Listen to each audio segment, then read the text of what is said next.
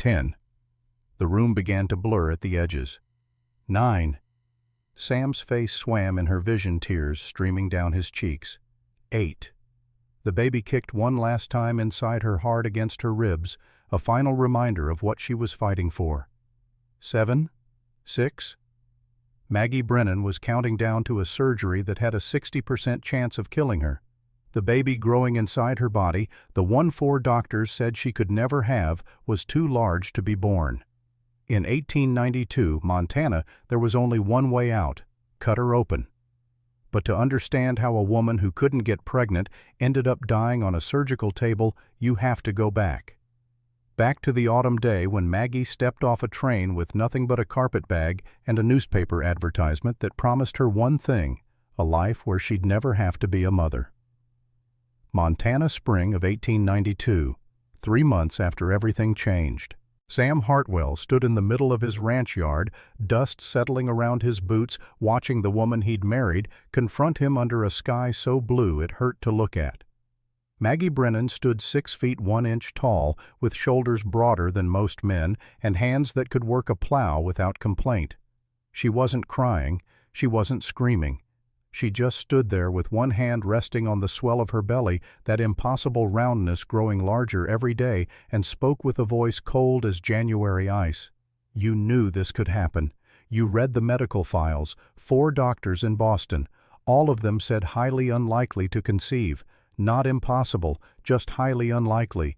And you still came to my room that night. Sam couldn't meet her eyes. He looked down at his own hands instead, calloused and scarred from years of building this ranch, years of burying his first wife, Catherine, on that hill behind the house. And now these same hands had pushed this woman toward death. Because Maggie was pregnant.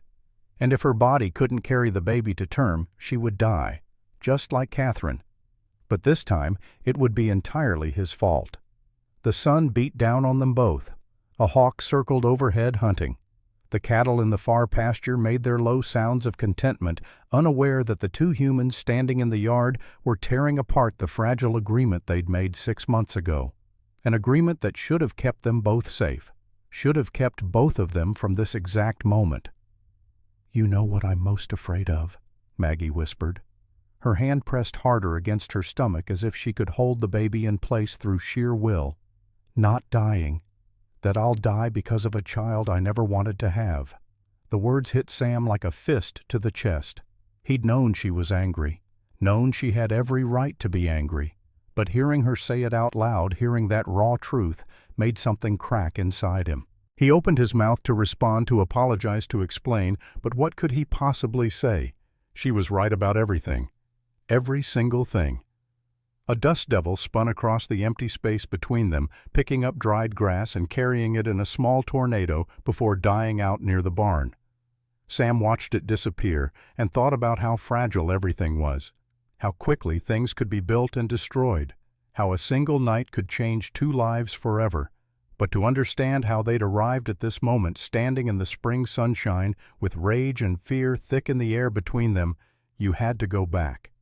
Back to autumn of 1891, back to when Maggie Brennan first stepped off the train in Montana with nothing but a carpet bag and a newspaper advertisement clutched in her hand. The advertisement had been simple, direct, the kind of thing most women would have passed right over, but Maggie wasn't most women. Wanted wife to help run ranch, no requirement for childbearing, need work partner only. She'd read those words in a boarding house in Boston, read them 3 times to make sure she understood what they actually said, and then she'd written her response that same night. Boston had been killing her slowly. Not the city itself, but what it represented. Years of doctor's appointments where she sat on examination tables while men in white coats measured her hips, shook their heads, wrote notes in their leather journals. Years of hearing the same words over and over. Too tall, too masculine. Hormone imbalance, pelvic structure too narrow, high risk of stillbirth if conception somehow occurred. Better to accept that motherhood wasn't in her future. Better to find another purpose. Her family had stopped speaking to her after the 4th doctor's visit. Her mother couldn't look at her anymore. Her father had actually said the words out loud at dinner one night, said them while her 2 younger sisters sat there pretending not to hear. "You're not really a woman, are you? Not the way God intended?" So when Sam Hartwell's advertisement appeared in the paper when she read those words about not needing childbearing, something loosened in her chest. Something that had been wound tight for years finally let go. Here was a man who didn't want her to be something she could never be. Here was a man who just needed help surviving a Montana winter. She'd arrived on a Tuesday in late September. Sam had been waiting at the station with a wagon and 2 horses. He was 45 years old with gray threading through his dark hair and lines around his eyes that spoke of years spent squinting into the sun. He wasn't particularly tall, maybe 5'10", but he had the solid build of someone who'd spent his life doing physical work. When he saw Maggie step off the train, he didn't stare at her height, didn't look her up and down with that mixture of confusion and disgust she was used to seeing. He just nodded and said, "Miss Brennan." "Yes." "I'm Sam Hartwell. Your bags?" She had one carpet bag, that was all. Everything she owned in the world fit into one piece of luggage.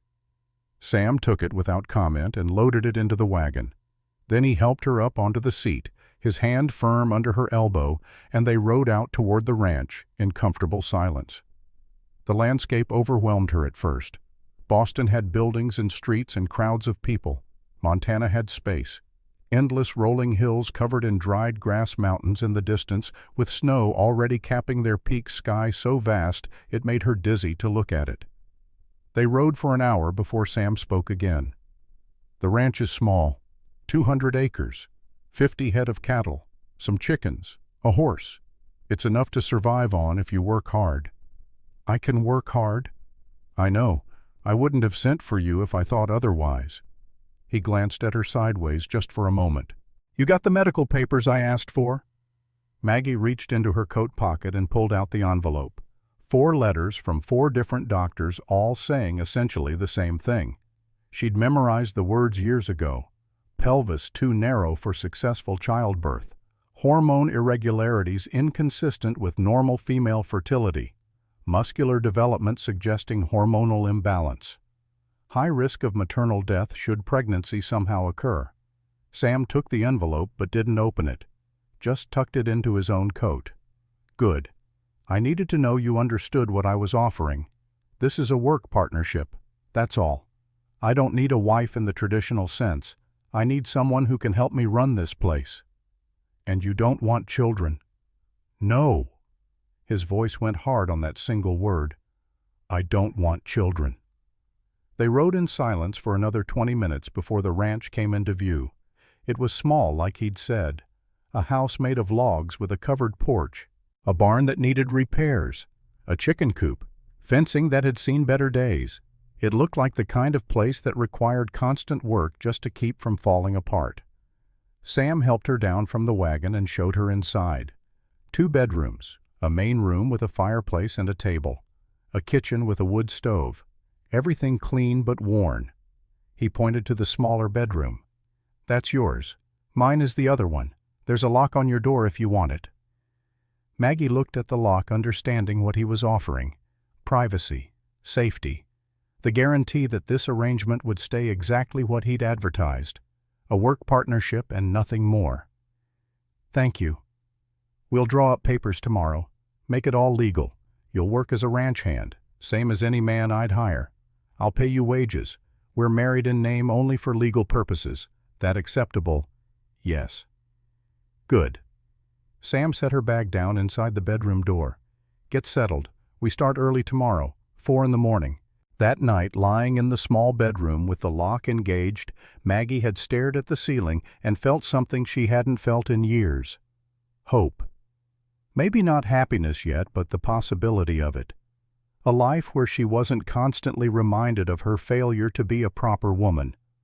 A life where she could just work and be useful and not think about all the things her body couldn't do. The next morning they went to town and got married at the courthouse. No ceremony, no guests, just a justice of the peace who signed the papers and wished them well. Then Sam took her to the general store and bought her work clothes, men's trousers, flannel shirts, sturdy boots. The store owner had given them both strange looks, but Sam just paid, and they left. On the way back to the ranch, Sam drove the wagon up a small hill behind the property. At the top stood a single grave with a simple wooden marker. Sam stopped the wagon and sat there looking at it for a long moment before he spoke. Catherine Hartwell, 1865 to 1890. She wanted children. Maggie read the words carved into the wood, read them twice. Then she looked at Sam's profile, saw the grief still etched deep in the lines of his face. She died giving birth to the first one, Sam said. His voice was flat emotionless, like he was reading from a medical report. The doctor warned her not to try. She was small, barely 5 feet, weighed 95 pounds. He said her body wasn't built for childbearing, but she wanted a baby so badly. She begged me, and I let her try. The wind moved through the dried grass, making a sound like waves on a distant shore. Maggie waited, knowing there was more. It took 3 days. 3 days of labor. The baby was breech, too big. There was nothing the doctor could do. She died on the 3rd night. The baby died an hour after her. Sam finally turned to look at Maggie. That's why I put that in the advertisement. Why I needed to know you couldn't have children. I will never do that again. I will never watch someone die because they wanted to give me something I don't even need. Maggie understood then. Understood that Sam wasn't just looking for a work partner. He was looking for someone safe. Someone who couldn't put him in the position of having to choose between life and death. Someone who removed that terrible choice entirely. I can't have children, Maggie said. 4 doctors confirmed it. My body doesn't work that way. Good. Sam picked up the reins again. Then we understand each other. They rode back to the ranch and started their life together. And for 2 months it worked exactly as advertised. Maggie had never been happier. She woke at 4 in the morning and worked until dark, fed the chickens, mucked out the barn, helped with the cattle, learned to rope and brand, fixed fences, repaired the roof. Her muscles, already strong from years of factory work in Boston, grew stronger. Her hands, already calloused, developed new calluses. Every night she fell into bed exhausted and slept without dreaming. Sam was a good partner. He didn't talk much, but when he did, he was respectful. He showed her how to do things rather than criticizing when she got them wrong. When she managed to rope a calf on her first try, he'd actually smiled and said, "You're a natural." When she climbed up on the roof to patch a leak despite the rain and cold, he'd brought her hot coffee afterward and said thank you. They developed a rhythm, a way of working together that didn't require many words. They could spend all day side by side and be comfortable in the silence. It was the opposite of everything Maggie had known in Boston, where silence meant judgment and distance meant rejection. Here, silence was companionship. Distance was respect. One evening in late October, after they'd spent all day bringing the cattle in from the far pasture, they sat on the porch watching the sun set. The sky turned gold and orange and pink colors so vivid they didn't seem real. Sam had brought out 2 cups of coffee. They sat in their usual spots, him in the rocking chair, her on the steps, and watched the light fade. "Can I ask you something?" Sam's voice broke the comfortable quiet. "Yes." "Do you ever regret it? The way your body is?" The question should have hurt, should have brought back all those years of shame and disappointment. But coming from Sam in that moment, it just felt like curiosity, like he was genuinely trying to understand. "Every day," Maggie said honestly, "every single day of my life. But these past 2 months I've started to think maybe it's not wrong, just different. Maybe my body is perfect for this life, even if it wasn't perfect for the one I was supposed to want." Sam nodded slowly. "Catherine used to cry because she couldn't do the work you do. She wanted to help with the ranch, but she was too small, too fragile. The work would have broken her even if childbirth hadn't. I always wondered what it would have been like to have a partner who could actually share the load." "Do you miss her?" "Yes, but not the way people think. I miss who she was. I miss her laugh. But I don't miss the fear, the constant worry that she'd get hurt or sick or try to do something her body couldn't handle." He took a long drink of his coffee. "With you, I don't have that fear. You can take care of yourself." It was the longest conversation they'd had since she arrived. Maggie felt something warm spread through her chest. Not love, not yet, but recognition. The sense that Sam saw her for who she actually was, not who she was supposed to be. That mattered more than she'd expected. November came with the first real cold. Ice formed on the water trough every morning. Snow dusted the mountain peaks. They brought the cattle closer to the barn and started rationing hay. Sam taught Maggie how to slaughter a chicken, how to preserve meat, how to make the food stores last through a Montana winter. They worked through Thanksgiving without marking it. Just another day of chores. But in the evening, Sam made a pot of stew with beef and vegetables from the root cellar, and they ate it together at the small table. It wasn't a holiday meal, but it felt significant anyway. A marker of time passing. 2 months since Maggie had arrived. 2 months of successful partnership. "This is good," Maggie said, gesturing to the stew. "My mother's recipe. Catherine never could get it right, always made it too salty." It was the first time Sam had mentioned Catherine without his face closing off completely. Maggie took it as a good sign, a sign that maybe the grief was finally loosening its grip. She finished her stew and went to bed feeling grateful. Grateful for the warmth of the house, the fullness in her stomach, the tiredness in her muscles that spoke of honest work. Grateful for this strange life she'd stumbled into. December brought the first real snowstorm, 3 feet in one night. They spent 2 days digging out, making paths to the barn and chicken coop, breaking ice on the water trough every few hours. The work was brutal, but Maggie never complained.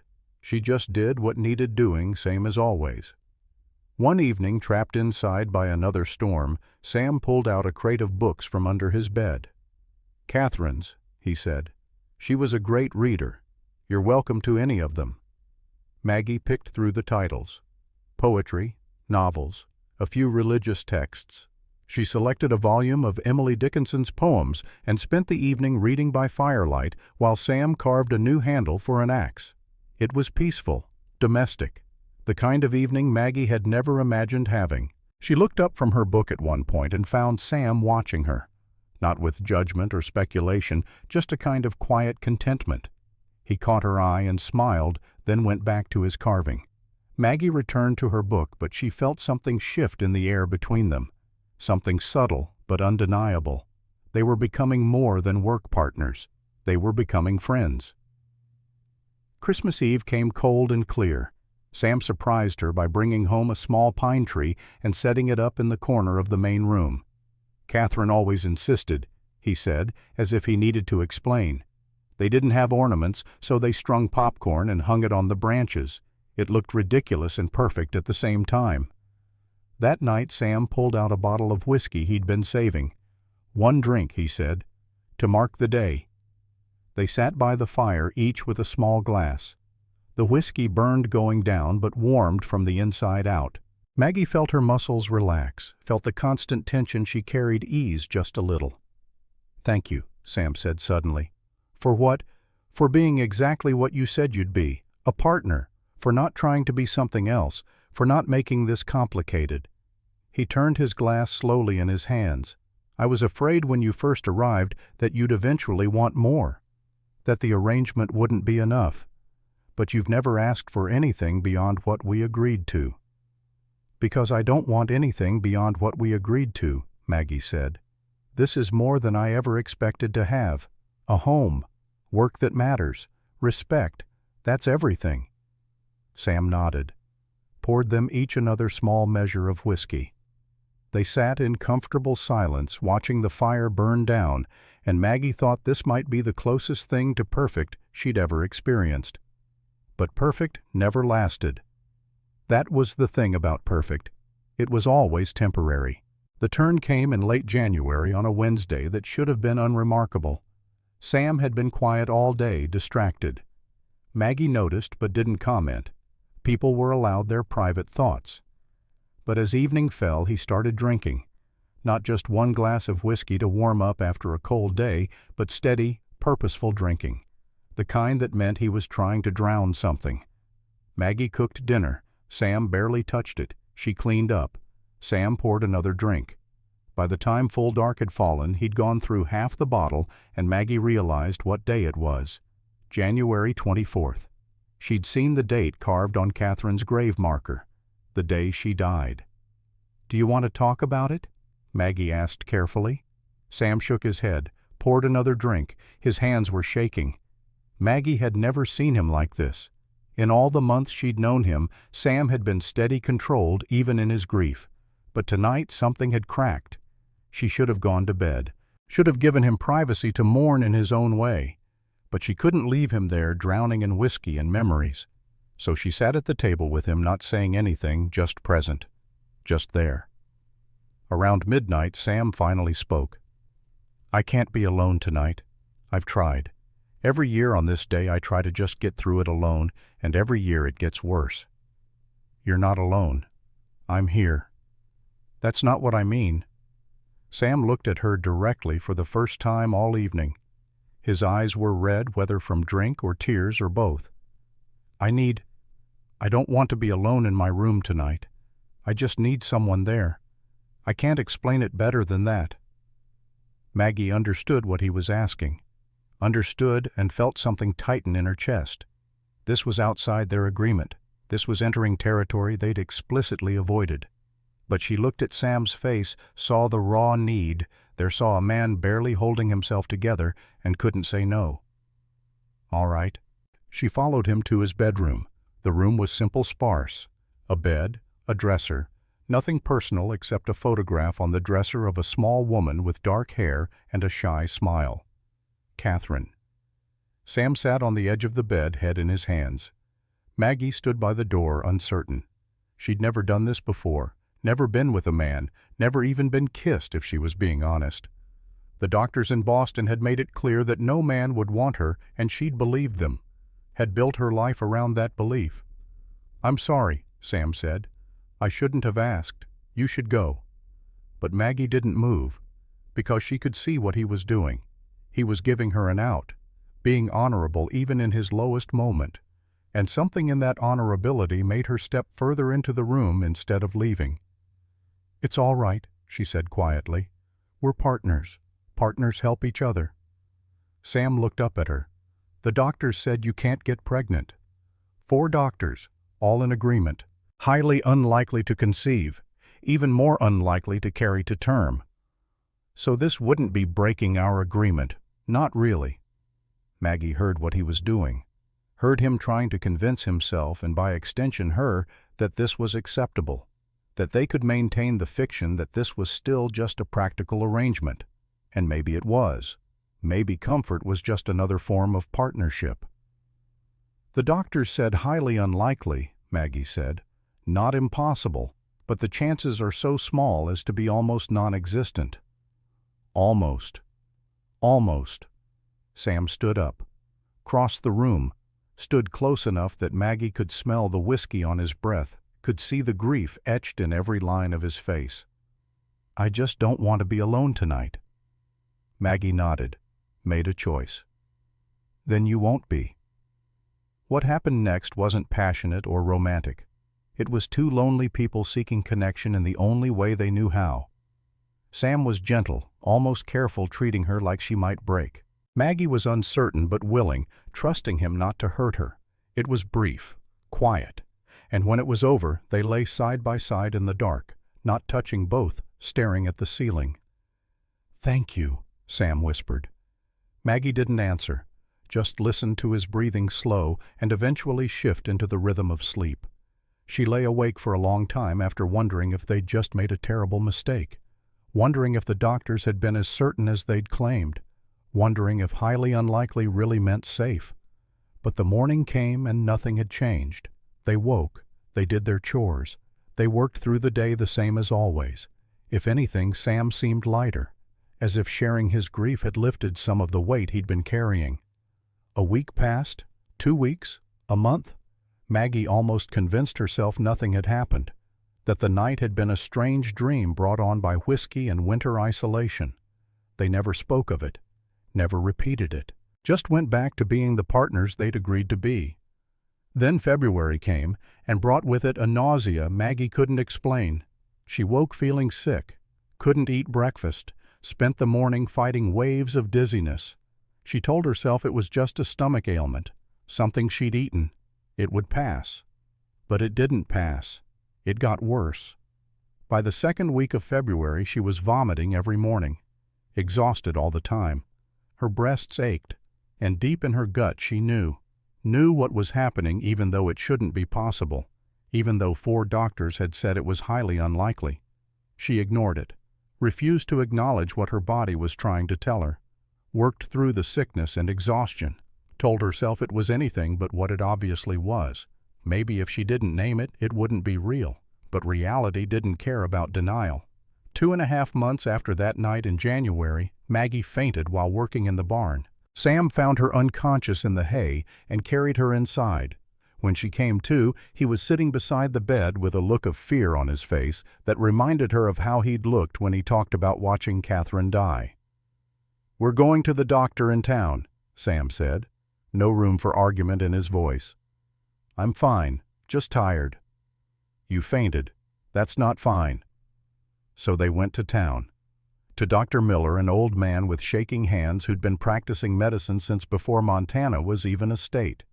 He examined Maggie while Sam waited outside, asked her questions about her cycle, her symptoms when she'd last bled, and with each answer Maggie watched his expression change from concern to understanding to something that looked like pity.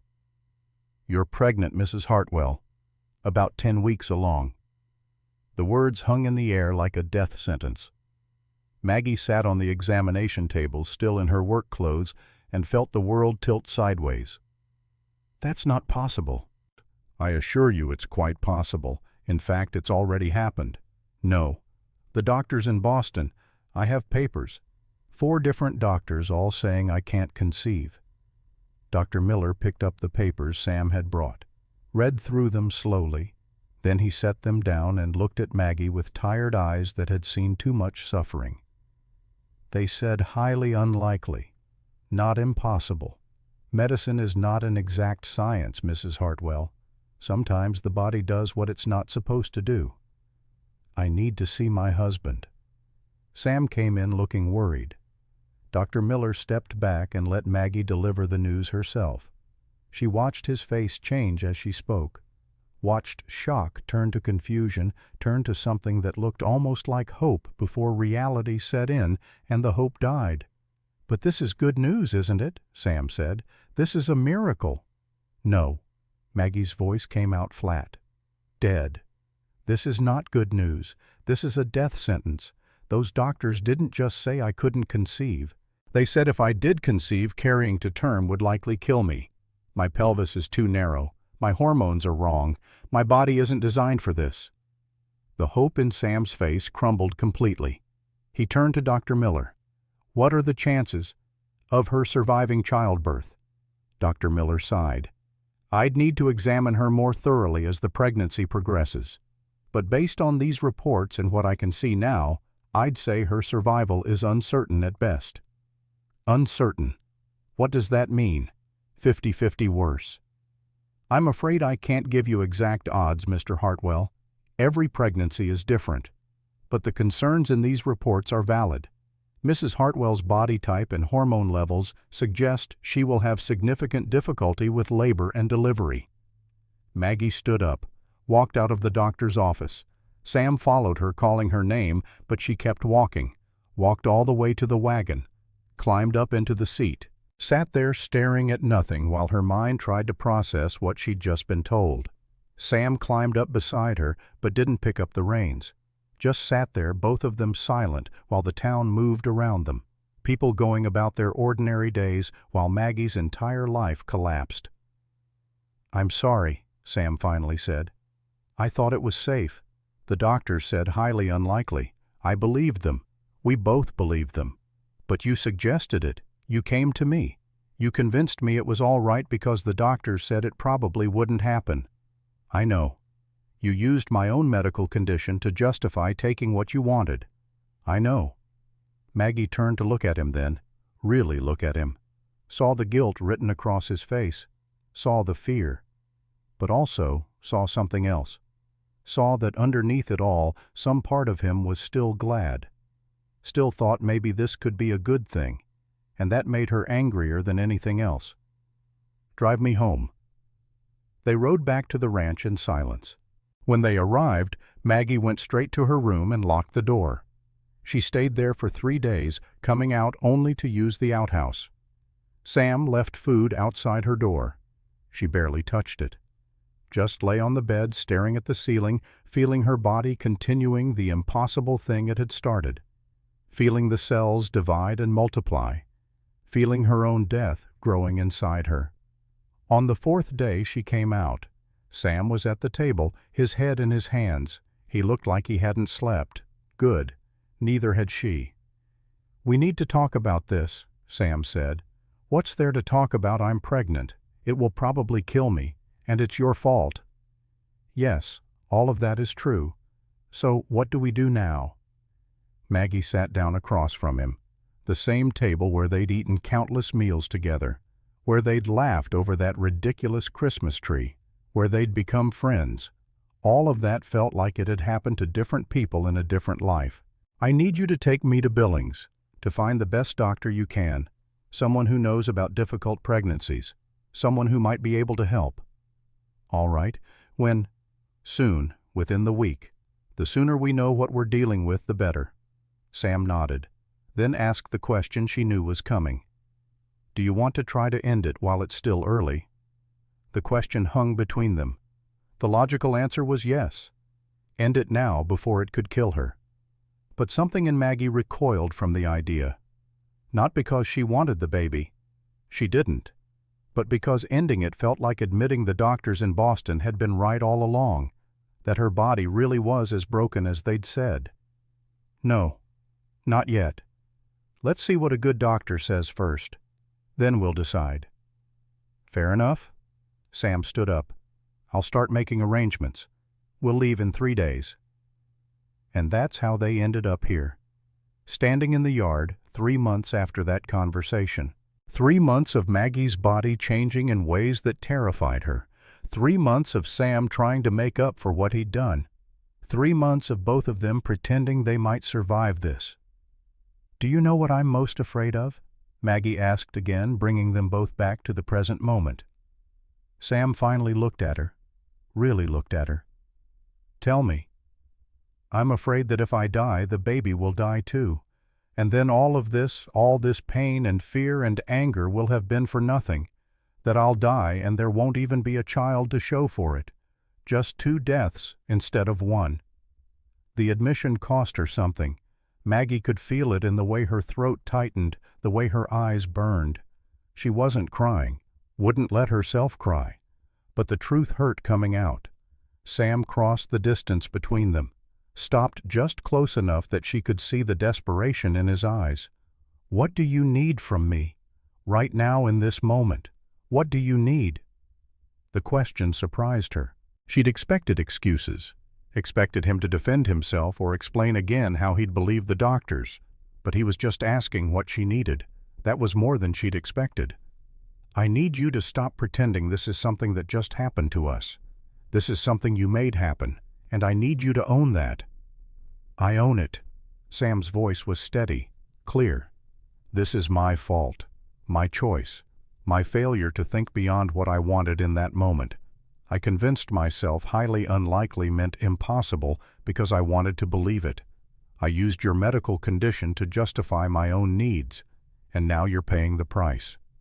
Maggie searched his face for deception, found none, just raw, honest acknowledgement of his guilt. It didn't make her less angry, didn't make the fear go away, but it was something. "And whatever happens," Sam continued, "whatever you need from this point forward, I'm here. Not because I'm trying to make it right. I can't make this right. But because you shouldn't have to face this alone." Pretty words. I know, but I mean them anyway. A gust of wind blew across the yard, carrying with it the smell of distant rain. Spring storms were coming. In a few weeks, Montana would turn green again. Life would renew itself across the landscape. But would Maggie be alive to see it? Would she survive long enough to see another autumn? "We leave for Billings tomorrow," Maggie said. "First light. I want to know exactly what we're dealing with. I'll have everything ready." Maggie turned to go back inside. Her back ached. Her ankles were swollen. Her body was already showing signs of strain, and she was only 3 months along. 6 more months of this. 6 more months of her body doing something it was never designed to do. The thought exhausted her. "Maggie," Sam's voice stopped her at the door. "For what it's worth, I am sorry. Sorrier than I've ever been for anything in my life." She didn't turn around, didn't acknowledge the apology, just went inside and closed the door behind her, because sorry didn't change anything. Sorry didn't make her body capable of carrying a child safely. Sorry didn't give her back the life she'd built here, the partnership she'd valued, the first real home she'd ever known. Sorry was just a word, and words couldn't save her. They left at dawn, the sky still purple at the edges, stars fading into the coming day. Sam had the horses ready, both saddled, despite his suggestion the night before that they take the wagon. Maggie had insisted on riding. The wagon would add 2 days to the journey, and she didn't have 2 extra days to waste. Every day that passed was another day the baby grew larger, another day her body strained under an impossible burden. The morning air cut cold against Maggie's face as she climbed onto her horse. Her body protested every movement. Her back ached constantly now. Her hips felt like they were being slowly pulled apart. But she gritted her teeth and settled into the saddle, adjusting her position to minimize the discomfort. 3 days. She could survive 3 days of riding if it meant getting answers sooner. Sam watched her carefully, his face creased with concern. "We can still take the wagon." "No, I need to get there. The baby is going to kill me whether we ride or take the wagon. At least this way we'll know sooner what kind of death I'm facing." The words came out harsher than she intended, but Sam just nodded and mounted his own horse. They rode out as the sun broke over the horizon, painting the Montana landscape in shades of gold and amber. Under different circumstances, it would have been beautiful. Now it just reminded Maggie of everything she stood to lose. The first few hours passed in silence. Sam took the lead, following trails Maggie didn't even see. The land rolled endlessly around them, dried grass left over from winter bending in the morning breeze. Mountains stood in the distance, still snow-capped, indifferent to the small drama of 2 humans riding across the plains. Around mid-morning, Maggie had to stop. The nausea that had plagued her for months chose that moment to surge up with a vengeance. She dismounted clumsily, stumbled a few feet from the trail, and vomited until her stomach was empty and her throat burned. Sam appeared beside her with a canteen of water. She took it without looking at him, rinsed her mouth, spit. "We should rest," Sam said. "No, it'll pass. It always passes." But it took 20 minutes before Maggie felt steady enough to remount. Even then the world tilted slightly when she moved too fast.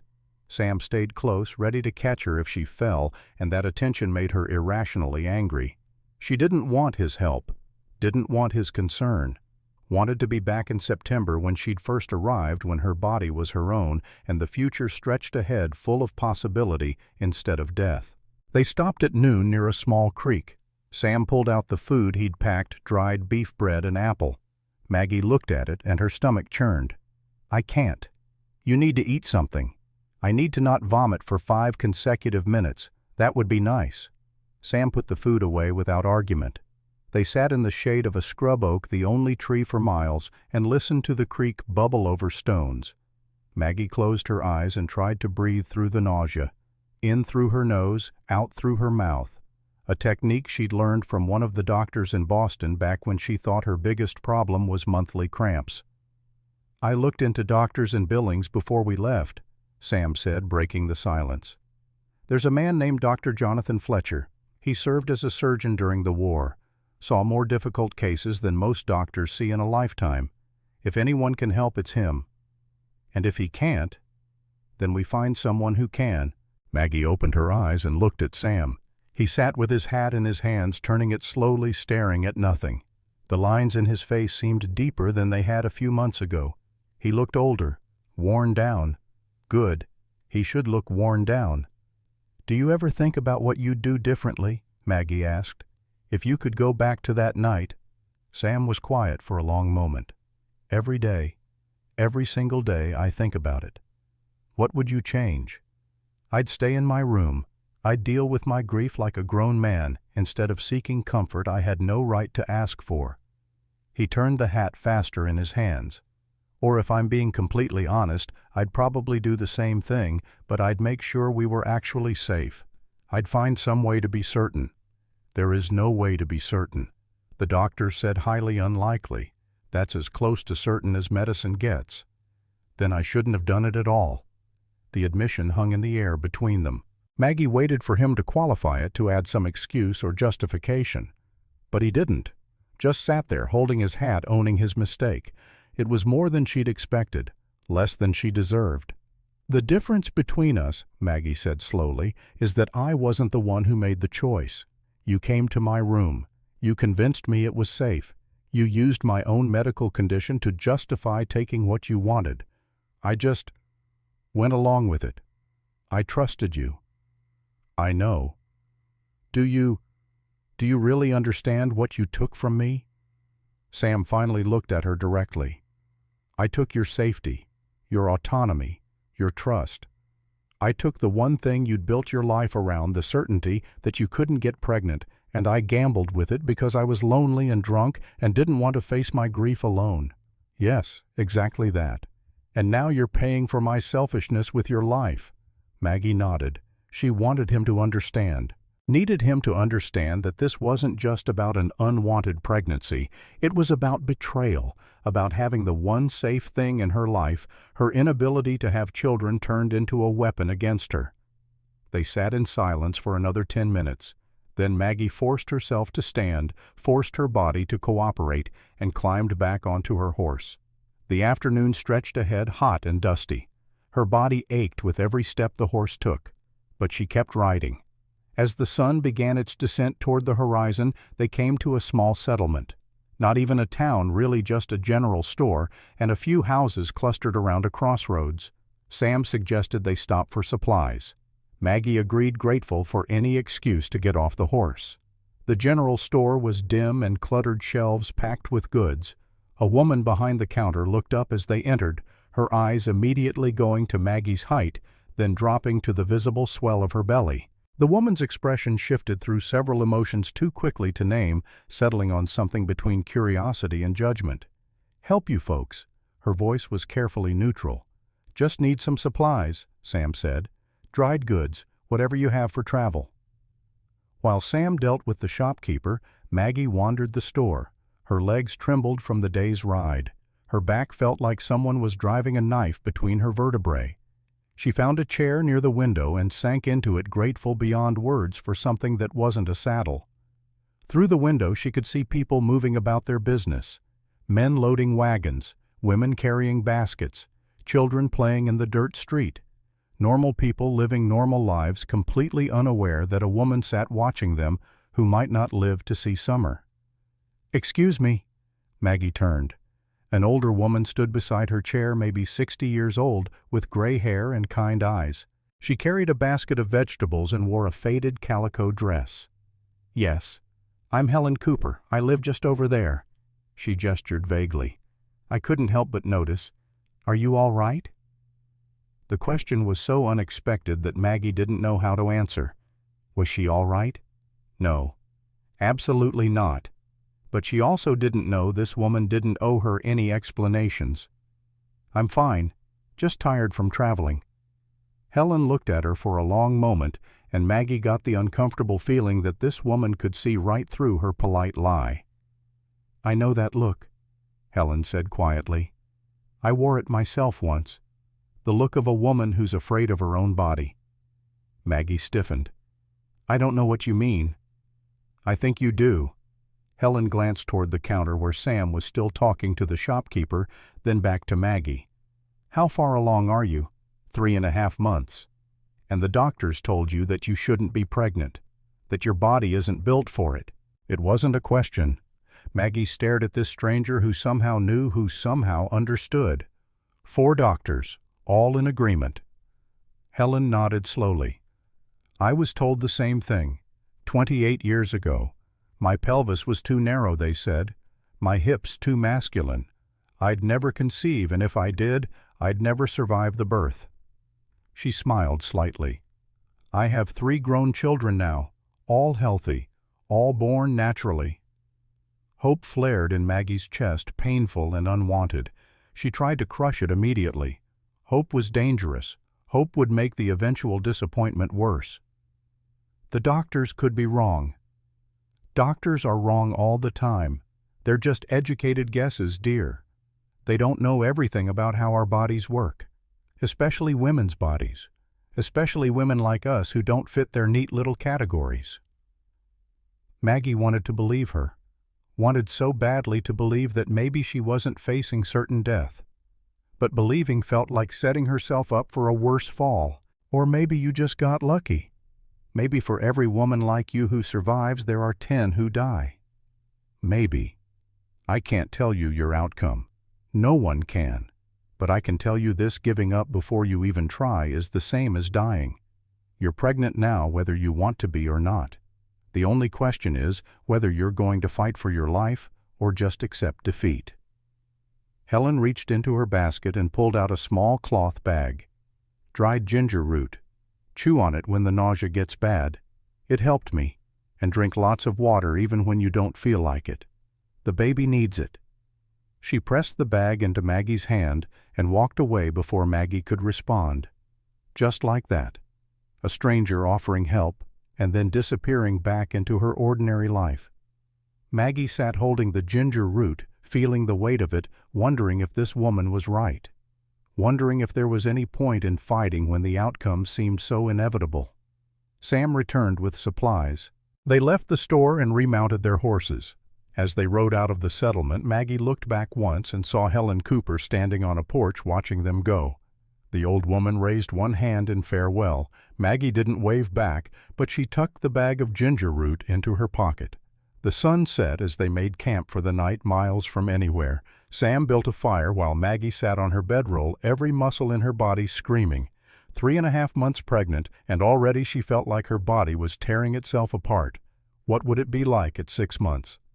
At 9, Sam cooked beans and bacon over the fire. The smell made Maggie's stomach turn, but she remembered Helen's words and forced herself to eat a few bites. Then she pulled out a piece of the ginger root and chewed it. The taste was sharp, almost burning, but after a few minutes the nausea did ease slightly. "What is that?" Sam asked. "Ginger root. A woman in town gave it to me. Said it would help with the sickness." Sam nodded but didn't comment further. They ate in silence as darkness fell completely around them. The fire crackled. Somewhere in the distance a coyote called. The sound was lonely and wild, fitting for this vast, empty landscape. "Can I ask you something?" Sam's voice cut through the quiet. "You can ask." "That night, the night it happened, did you want it, or did you just feel like you couldn't say no?" The question caught Maggie off guard. She'd been expecting him to ask about the baby, about Billings, about practical things. Not this. Not about her own complicity in what had happened. "I don't know," she said honestly. I think I wanted to help you. You were in pain, and I thought it was safe. We both thought it was safe.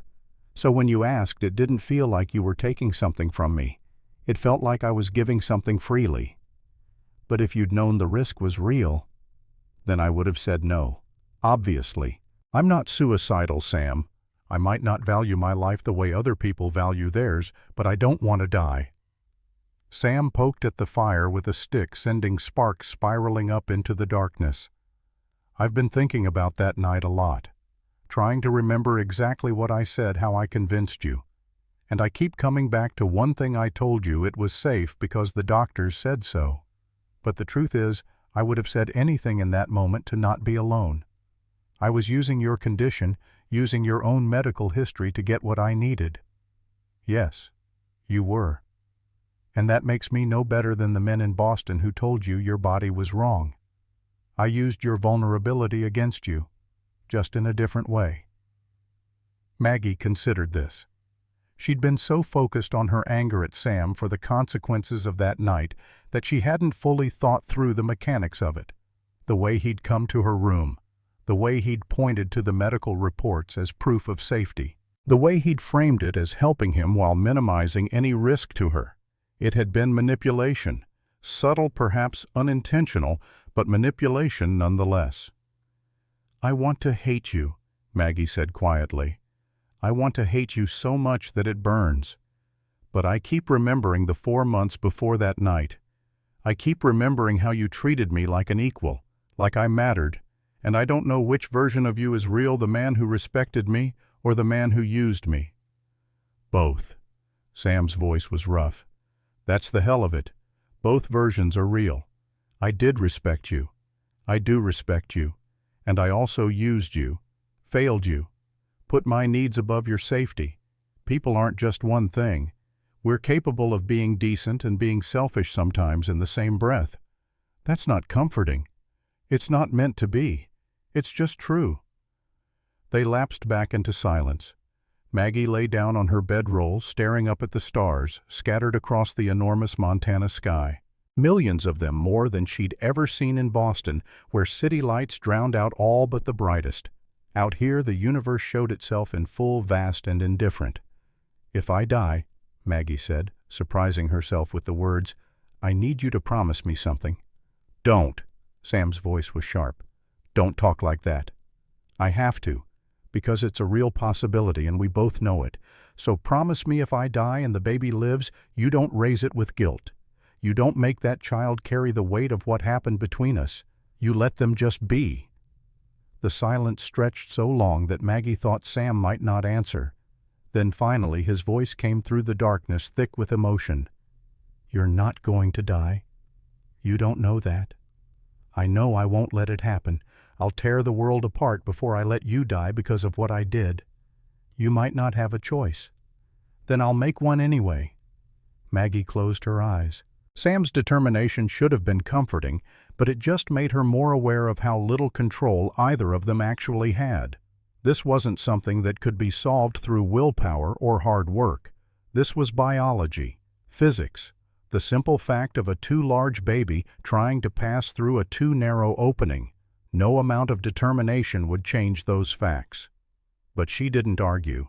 Just let Sam keep his illusion that he could somehow save her through sheer force of will. If it helped him sleep at night, what harm did it do? The second day of riding was worse than the first. Maggie's body had stiffened overnight, and climbing back onto the horse felt like torture. Every muscle protested. Her hips screamed.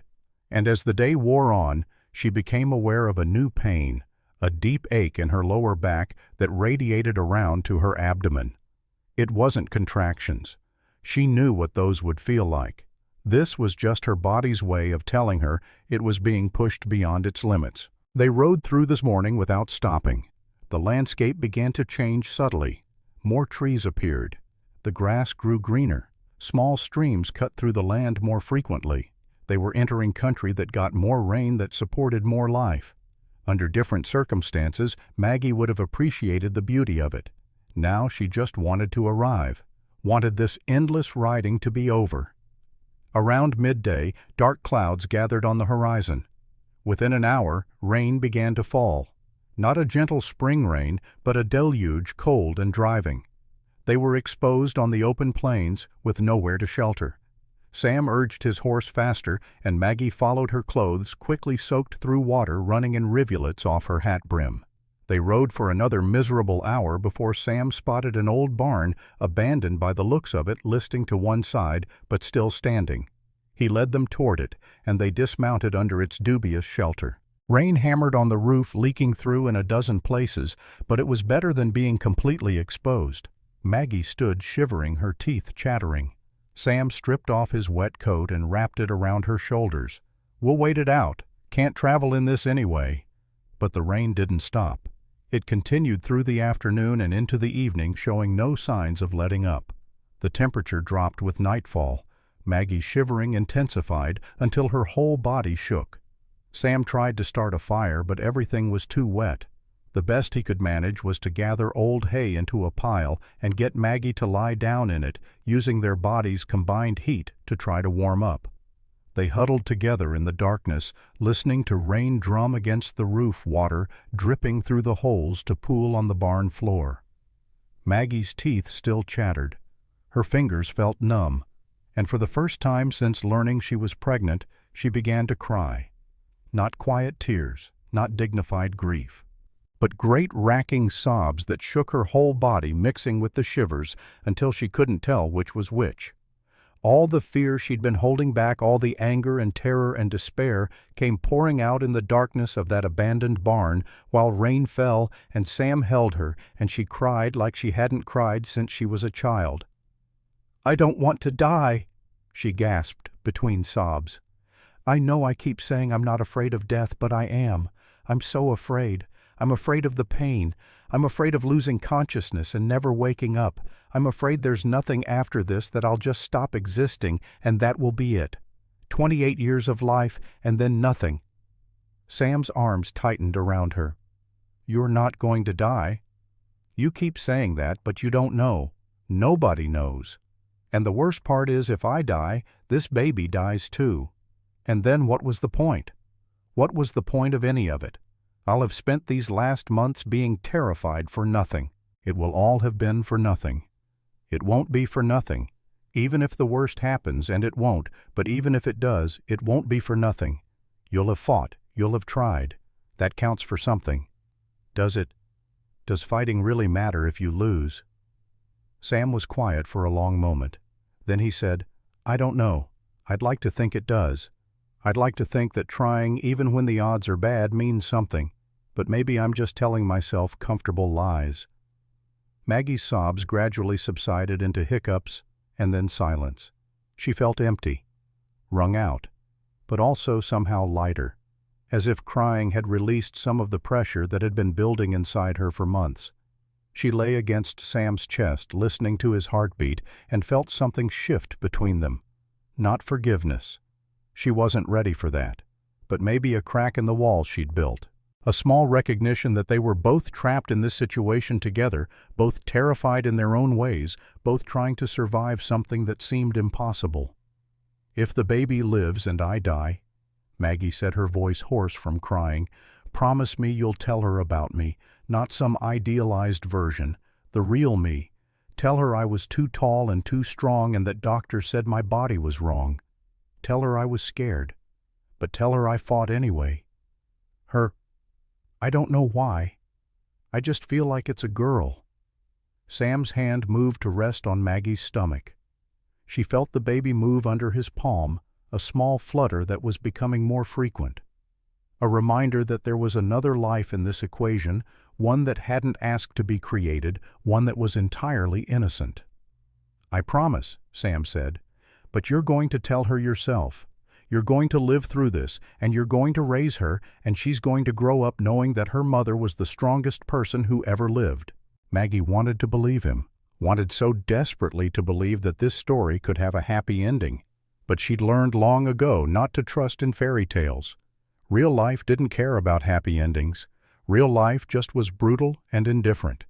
Still lying there in the dark with rain falling and Sam's arms around her and the baby moving inside her, Maggie let herself imagine it, let herself picture a future where she survived, where she held this baby in her arms, where she got to see what the child looked like whose features she carried. It was a dangerous dream, one that would make the eventual loss more painful. But just for a moment in that abandoned barn, she let herself have it. The rain finally stopped sometime around midnight. They slept fitfully, waking frequently cold and uncomfortable, but they survived the night, and when dawn came they were able to continue their journey. The third day of riding, Maggie felt the baby move more than she had before. Stronger movements, kicks that were unmistakable. It should have been a miracle feeling life inside her.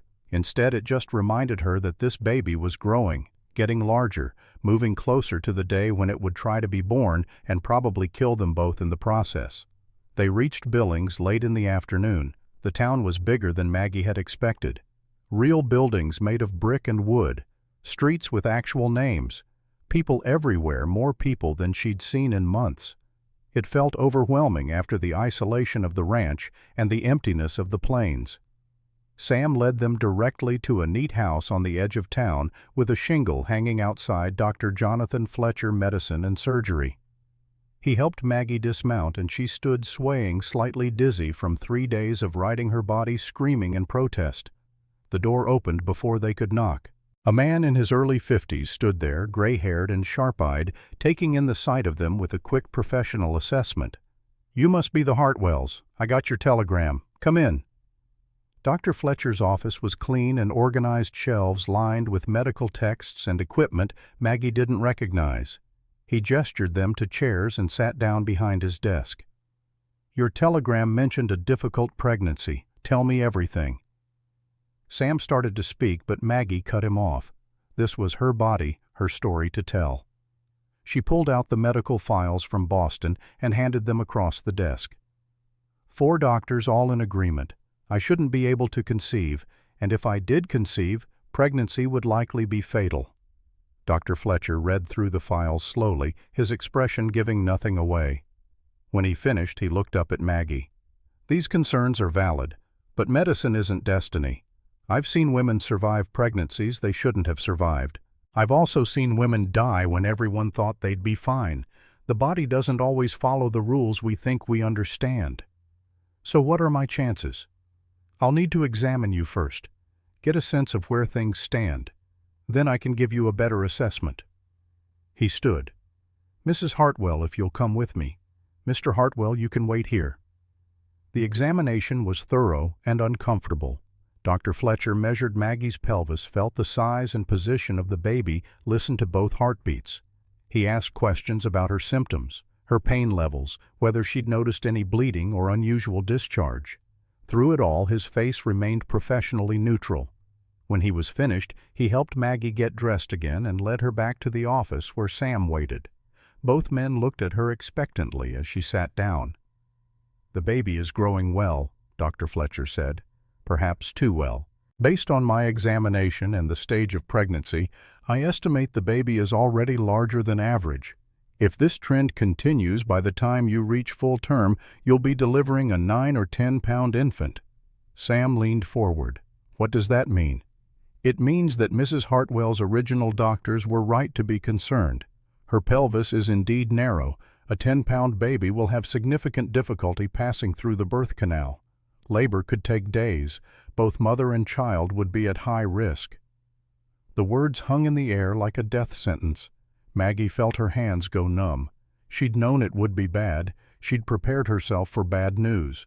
But hearing it confirmed by a doctor who'd actually examined her made it real in a way it hadn't been before. "So what do we do?" Sam's voice cracked on the question. Dr. Fletcher folded his hands on his desk. "There's a relatively new surgical procedure that's been developed in Scotland. It's called a cesarean section. Instead of attempting vaginal delivery, we make an incision in the abdomen and remove the baby surgically." "And the survival rate?" "For the baby, very high, 90% or better. For the mother." Fletcher paused. "About 40% survive the procedure, maybe 50% if everything goes perfectly." 40%. Maggie did the math in her head. 60% chance of dying even if they tried this new surgery. Worse odds than a coin flip. Worse than she'd imagined. Sam stood up so fast his chair scraped backwards. 40%. That's the best option we have. The alternative is to attempt natural delivery and hope for the best. But based on my examination, I'd estimate Mrs. Hartwell's chance of surviving natural childbirth at less than 20%. Possibly less than 10% if the baby continues growing at this rate. The numbers rattled around in Maggie's head. 10% natural, 40% with surgery. Either way, she was more likely to die than live. This baby growing inside her was a death sentence wrapped in tiny kicks and movements. "Is there any way to improve those odds?" Maggie heard herself ask, her voice sounding distant and strange. "Complete bed rest, starting now. Proper nutrition, even when you don't feel like eating. The baby needs sustenance, and so do you. And I'd want you here in Billings for the final month of pregnancy, close to me and my equipment, ready to act quickly if complications arise." "We can't afford that," Sam said. The ranch doesn't matter if Maggie dies," Fletcher interrupted. "Nothing matters if she dies. You'll find a way to make it work financially. because if she's not here when the time comes, I can guarantee you'll lose both her and the child." Sam sat back down, his face pale. Maggie watched him process the information, saw him trying to figure out how to pay for months of room and board in town while the ranch fell into neglect. Saw him calculating costs in his head the same way she'd been calculating survival odds. "There's one more thing," Fletcher said, drawing both their attention. "I need to be honest with you. I've never performed a cesarean section before." The room went very still. Maggie felt her heart skip a beat. "What?" "I've read everything published about the procedure. I've studied the technique extensively. I have a young associate, Dr. Samuel Reed, who observed one being performed in Edinburgh last year. Between us, we have the knowledge, but I've never actually done one." "So you want to practice on me," Maggie said flatly. "I want to save your life, and this is the best chance I can give you. 40% odds with an inexperienced surgeon are better than 10% trying to deliver naturally." Sam looked at Maggie. Maggie looked at Fletcher. The math was simple, brutally simple. Die for certain or maybe survive. Those were her choices. "If I do this," Maggie said slowly, "if I agree to the surgery, what does that look like?" "You'd stay here in Billings. I'd examine you weekly, tracking the baby's growth and your body's response. We'd schedule the surgery for about 2 weeks before your due date when the baby is fully developed, but before natural labor has a chance to begin. On the day of the surgery, we'd use chloroform to put you to sleep. You wouldn't feel anything. And then we'd deliver the baby. And if something goes wrong, then we'd do everything in our power to save you. But I won't lie to you, Mrs. Hartwell. There are many things that can go wrong. Excessive bleeding, infection, complications from the anesthesia. Your body might simply not be strong enough to survive the trauma of major surgery. These are real risks." Maggie stood up, walked to the window, looked out at the town of Billings going about its ordinary business. People buying supplies, children playing, women hanging laundry. Normal people with normal problems, unaware that a woman stood in Dr. Fletcher's office deciding whether to take a 40% chance at life or a 10% one. Behind her, she heard Sam and Fletcher talking in low voices, discussing logistics probably, where she could stay, how much it would cost when she should come back, practical matters that seemed impossibly distant. She put her hand on her stomach, feeling the baby move. This child she'd never wanted. This child that was killing her by its mere existence. What would her mother say if she could see this? Probably something about God's punishment for being unnatural. Probably something cruel and small. But Helen Cooper's words came back to her. "You're pregnant now whether you want to be or not. The only question is whether you're going to fight for your life or just accept defeat." Maggie turned back to face the room. "I'll stay in Billings. I'll do the bed rest and the weekly examinations. But I don't want the surgery scheduled yet. I want to wait and see how things progress. If it looks like natural delivery is possible, I want to try that first." "Mrs. Hartwell, I understand the risks, but this is my body and my choice. I'm not ready to let someone cut me open who's never done the procedure before. Not yet. Maybe when it gets closer I'll feel differently. But right now, I want to wait." Fletcher nodded slowly. "That's your right. But you need to understand that if we wait too long, if you go into natural labor and it goes badly, we might not have time to do the surgery. You could end up with the worst of both scenarios." "I understand." "All right then." Fletcher stood and offered his hand. "I'll help you however I can, but the final decisions are yours to make." They left the office as the sun was setting, painting Billings in shades of orange and gold. Sam was quiet, clearly unhappy with Maggie's decision, but not arguing. That was something at least. Recognition that this was her call to make. "Dr. Fletcher mentioned a boarding house," Sam said finally. "Run by a woman named Eleanor Walsh. He said she's good with difficult situations." "Let's go there then." They found the boarding house easily enough. It was a large house on a quiet street, well maintained, with flowers blooming in the yard despite the early season. A woman answered the door at Sam's knock. She was maybe 58, gray-haired, with kind eyes and capable hands. Mrs. Walsh, Dr. Fletcher sent us. We need a room. Eleanor Walsh looked at Maggie, really looked at her, taking in her height, her condition, the exhaustion written across her face. For how long? About 5 months, possibly 6. Come in. Word count update.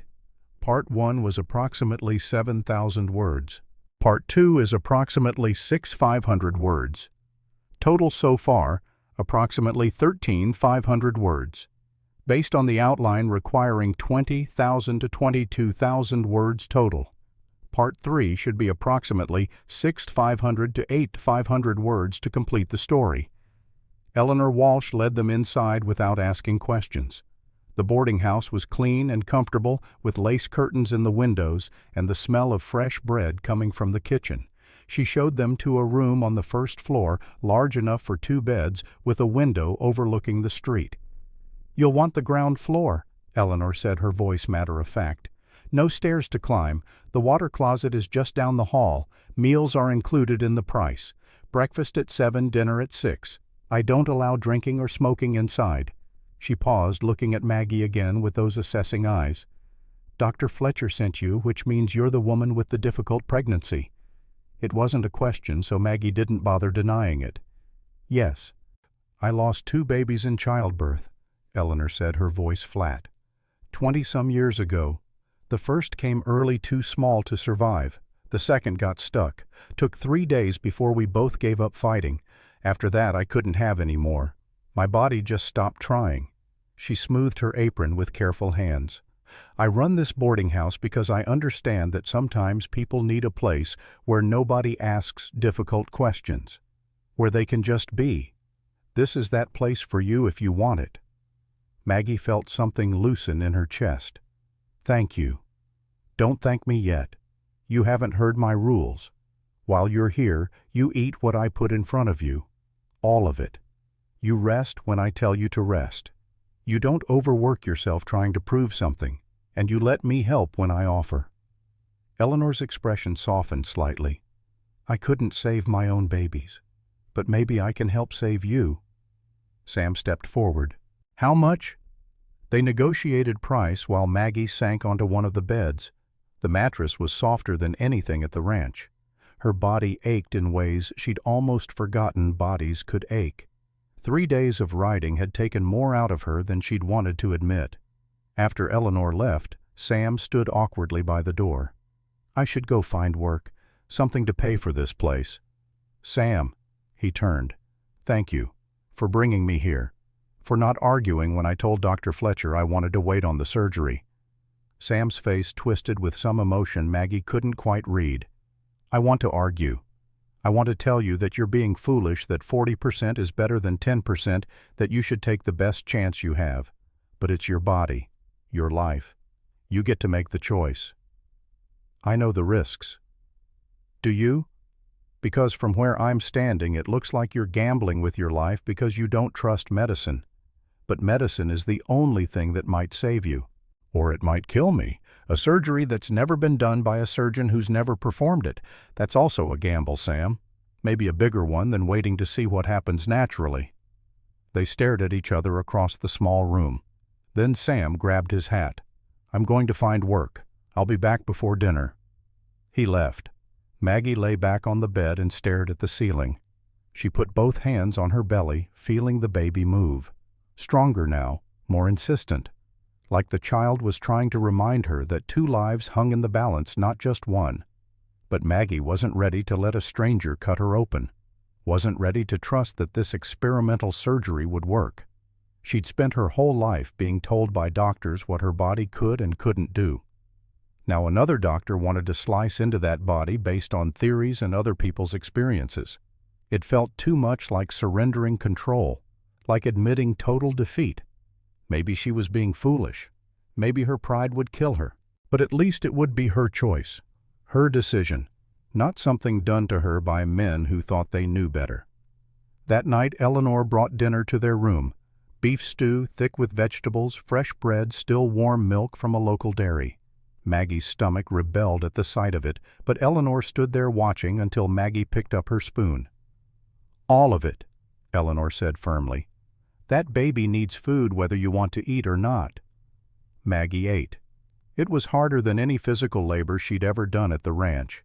Every bite felt like choking down stones.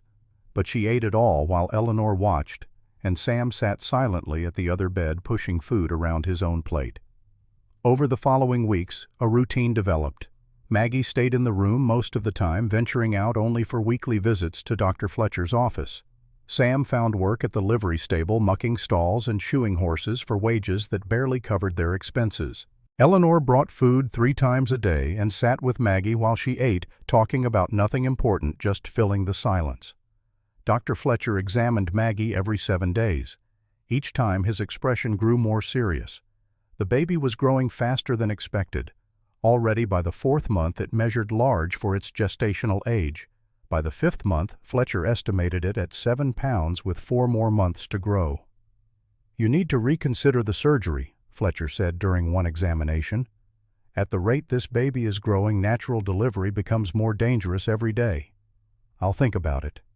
"Don't think too long. There's a point past which the decision gets made for you." But Maggie couldn't bring herself to agree. Something in her rebelled at the idea of surgical intervention.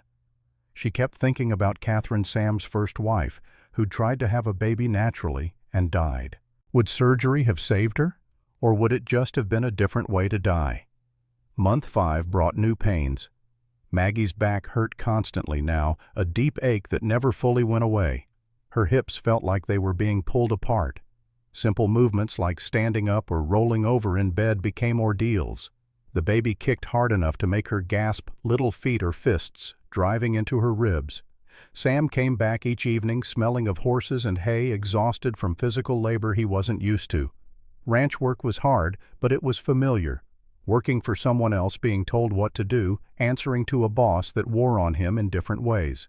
Maggie could see it in the set of his shoulders, the way he moved more slowly.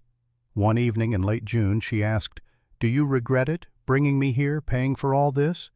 Sam looked up from the book he'd been reading. "No. It would be cheaper to just let me die at the ranch." "Don't." His voice went hard. "Don't talk like that. It's true, though. All this money spent, and I'm probably going to die anyway. You could have saved yourself the expense." Sam set his book down and crossed to sit on her bed. "I brought you here because I owe you that much. Because I put you in this situation, and the least I can do is give you the best possible chance at surviving it. The money doesn't matter. The ranch doesn't matter.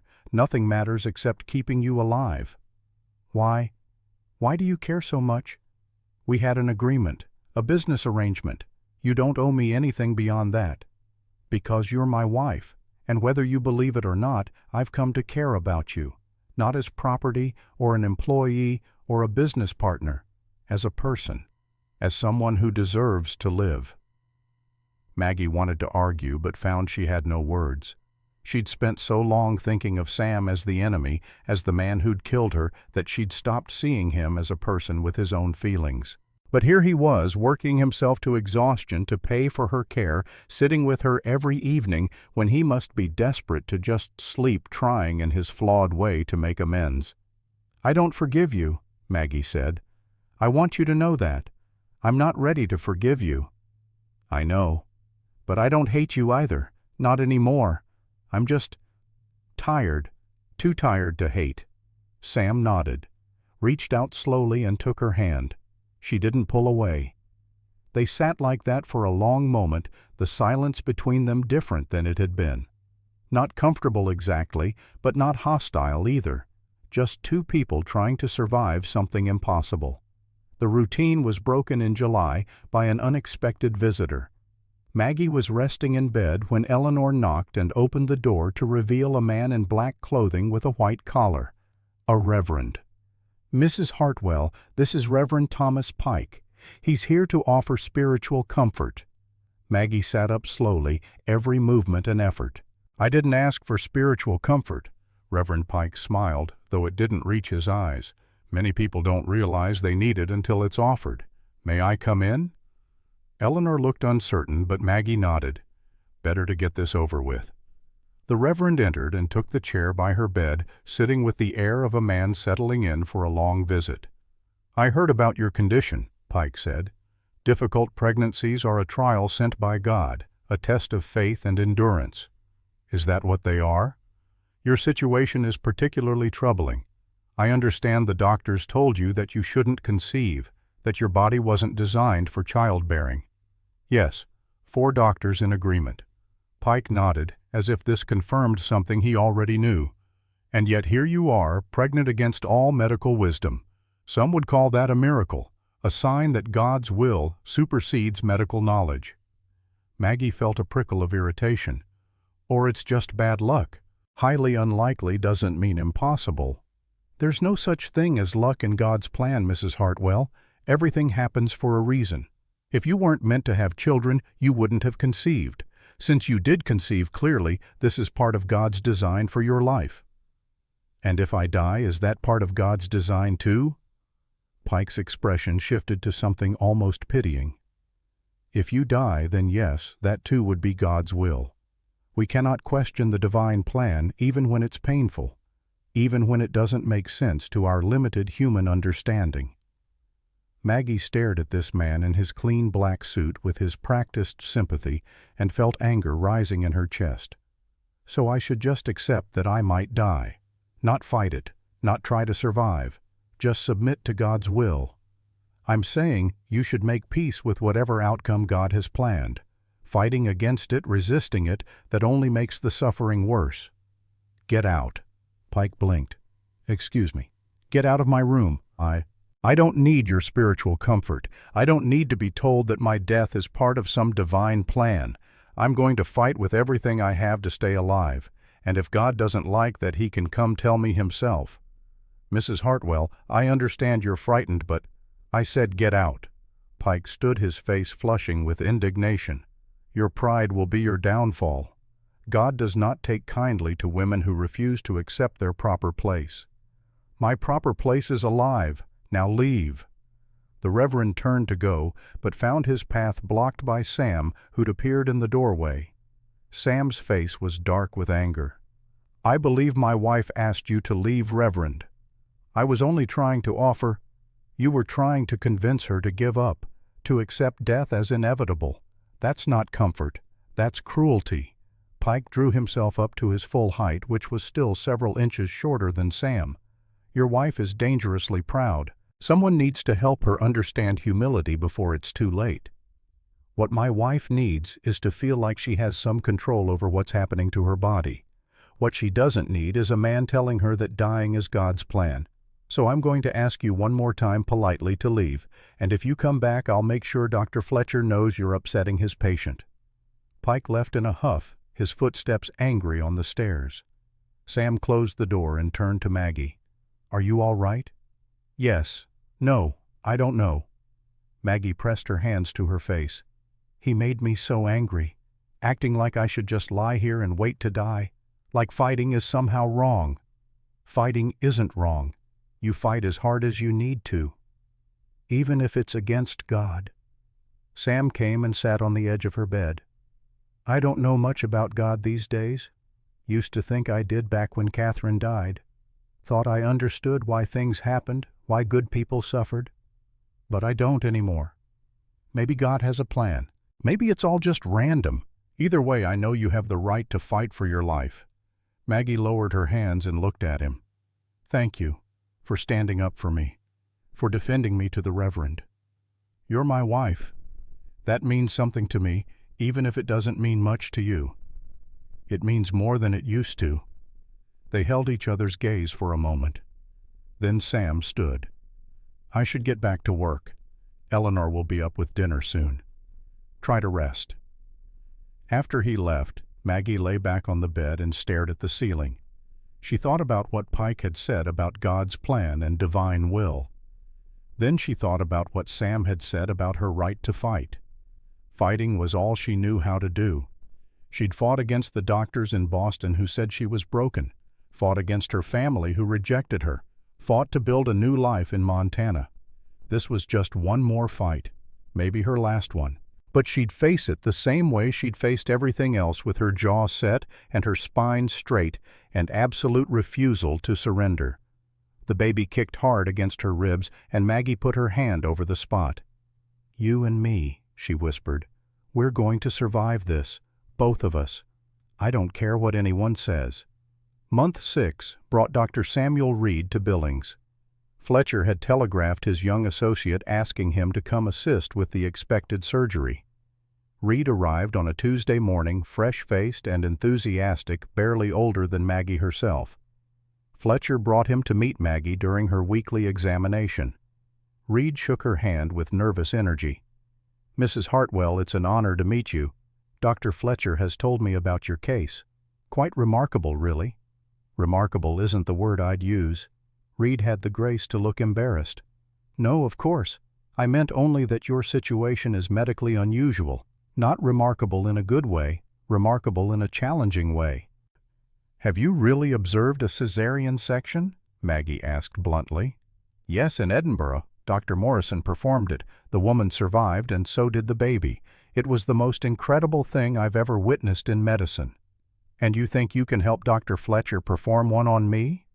Reed's enthusiasm dimmed slightly. I'll do everything in my power to help. I've studied the technique extensively since observing Dr. Morrison, but I won't lie to you, this will be my first time actually assisting with the procedure. Dr. Fletcher's too. We'll be learning as we go. At least he was honest. Maggie appreciated that. If I die, I'm going to haunt you both. Reed's eyes widened before he realized she was joking. Then he laughed a nervous sound. I would deserve it. But I promise you, Mrs. Hartwell, we're going to do everything possible to ensure that doesn't happen. After Reed left, Fletcher examined Maggie again. His hands were gentle but thorough, pressing carefully on her abdomen. When he finished, he sat back with a sigh. The baby is at least 8 pounds now, maybe more. At this rate, you're looking at a 9 or 10-pound infant at full term. Which means what for natural delivery? Which means it's not going to happen. Mrs. Hartwell, I've been patient. I've respected your wishes to wait and see, but we're past the point where waiting is an option. If you try to deliver this baby naturally, you will die. Not might die, will die. The baby is simply too large to fit through your pelvis. Maggie felt her throat tighten. You're certain? As certain as medical science allows me to be. We need to schedule the surgery. 2 weeks before your due date, which puts us in late August. That gives the baby time to fully develop while ensuring you don't go into natural labor first. And my chances with the surgery? Still about 40%. Those odds haven't changed, but 40% is infinitely better than 0%. Maggie closed her eyes. She'd known this moment was coming, known that eventually she'd run out of time to decide, but actually facing it, actually agreeing to let them cut her open felt like surrender, like admitting that her body really was as broken as everyone had always said. All right, she whispered. Schedule the surgery. Fletcher nodded. You're making the right choice. I know it doesn't feel like it, but you are. That evening, Maggie told Sam about the decision. He sagged with relief so visible it was almost embarrassing. Thank God. I've been terrified you'd refuse until it was too late. I still might die, but you have a chance now, a real chance. That's all I've been hoping for. Sam came and sat beside her on the bed. They'd been maintaining separate beds since arriving in Billings, keeping that physical distance, even as the emotional distance slowly closed. But now Sam reached out and took both her hands in his. Whatever happens on that day, Sam said, I need you to know something. These past months watching you fight, watching you survive every day despite everything your body is going through, it's changed how I see you. You're the strongest person I've ever known, stronger than me, stronger than anyone. I don't feel strong. I feel terrified. Strength isn't the absence of fear. It's fighting anyway, and that's what you've been doing every single day. Maggie wanted to pull her hands away, wanted to maintain the distance that kept her safe, but she found she couldn't, found herself leaning slightly towards Sam instead of away, found herself thinking that maybe she didn't have to face this completely alone. I'm still not ready to forgive you, she said quietly. I know. But I don't want to die hating you either, so maybe we can find something in between. Some middle ground where I acknowledge that you're trying to make amends even if you can never fully make up for what you did. Sam nodded, his eyes bright with moisture. "I'll take middle ground. I'll take whatever you're willing to give." The weeks that followed were strange and suspended. Maggie knew the date of the surgery was approaching but tried not to think about it constantly. Eleanor kept her fed and comfortable. Sam worked at the livery during the day and read to her in the evenings. Dr. Fletcher and Dr. Reed visited frequently, discussing surgical techniques and preparing their equipment. And Maggie's body continued its relentless work, growing a baby that would likely kill her, changing in ways that were both miraculous and terrifying. She could feel every movement now, every kick and punch and roll. The baby seemed to be running out of room, pressing against her organs in ways that made breathing difficult. One evening, about a week before the scheduled surgery, Sam asked to talk with her privately. Eleanor had just cleared away dinner, and the sun was setting outside the window, painting the room in golden light. "I wrote something," Sam said, pulling a folded paper from his pocket, "for Grace. We haven't named the baby yet." "I know, but I needed to call her something, and Grace felt right, like you said that night in the storm." He smoothed the paper with his thumb. "This is a letter, for her to have if things don't go well." Maggie felt her chest tighten. "What does it say?" "It tells her about you, about how brave you are, how you fought for her even when you were terrified, how you're the strongest person I've ever known." Sam's voice cracked slightly. "I wanted her to know that if you don't survive, it wasn't because you didn't try hard enough. It was because sometimes trying isn't enough." "Can I see it?" Sam handed over the letter. Maggie unfolded it and read Sam's careful handwriting, describing her in words that were far kinder than she felt she deserved. He'd written about how she'd come to Montana alone, how she'd worked the ranch without complaint, how she'd faced the pregnancy with courage, despite having every reason to be angry. It was a version of events that made her sound noble rather than scared. "This isn't accurate," Maggie said. "I'm not brave. I'm terrified every single day." "Bravery isn't not being scared. It's being scared and doing it anyway." "You keep saying things like that." "Because they're true." Maggie folded the letter carefully and handed it back. "I wrote something too, for the baby, in case I don't make it." "What did you say?" "I told her that I didn't want her at first, that she was an accident, a mistake born from one night of comfort-seeking, but that somewhere along the way I started to care, started to want her to live, even if that meant I might die." Maggie's hand moved to her stomach automatically. "I told her not to feel guilty for surviving if I don't, that she's innocent in all of this." Sam was quiet for a long moment. Then he said, "What if we both write new letters together for her to have regardless of what happens? Not goodbye letters, just us explaining how she came to be, the truth of it, good and bad." "Why would we do that?"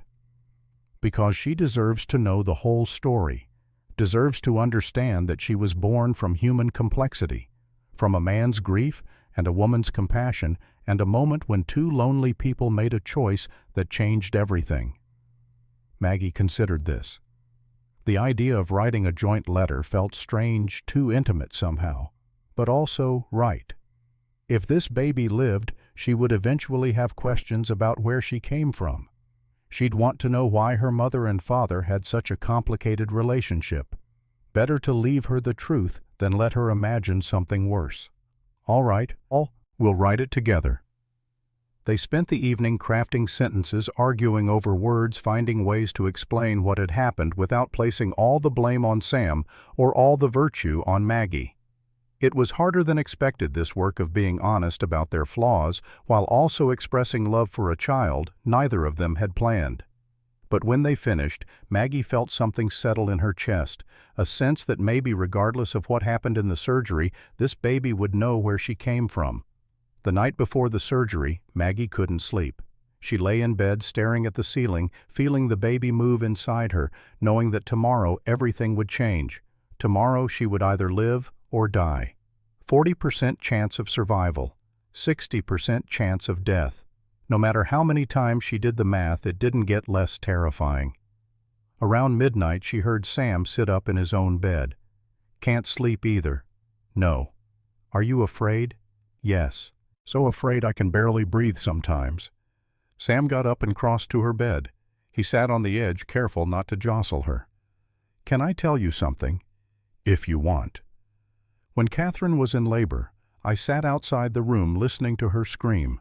For 3 days I listened to her die slowly, and I couldn't do anything. Couldn't help. Couldn't make it better. Couldn't even be in the room because the doctor said I'd be in the way. I just had to sit there and listen. His voice was rough with old grief.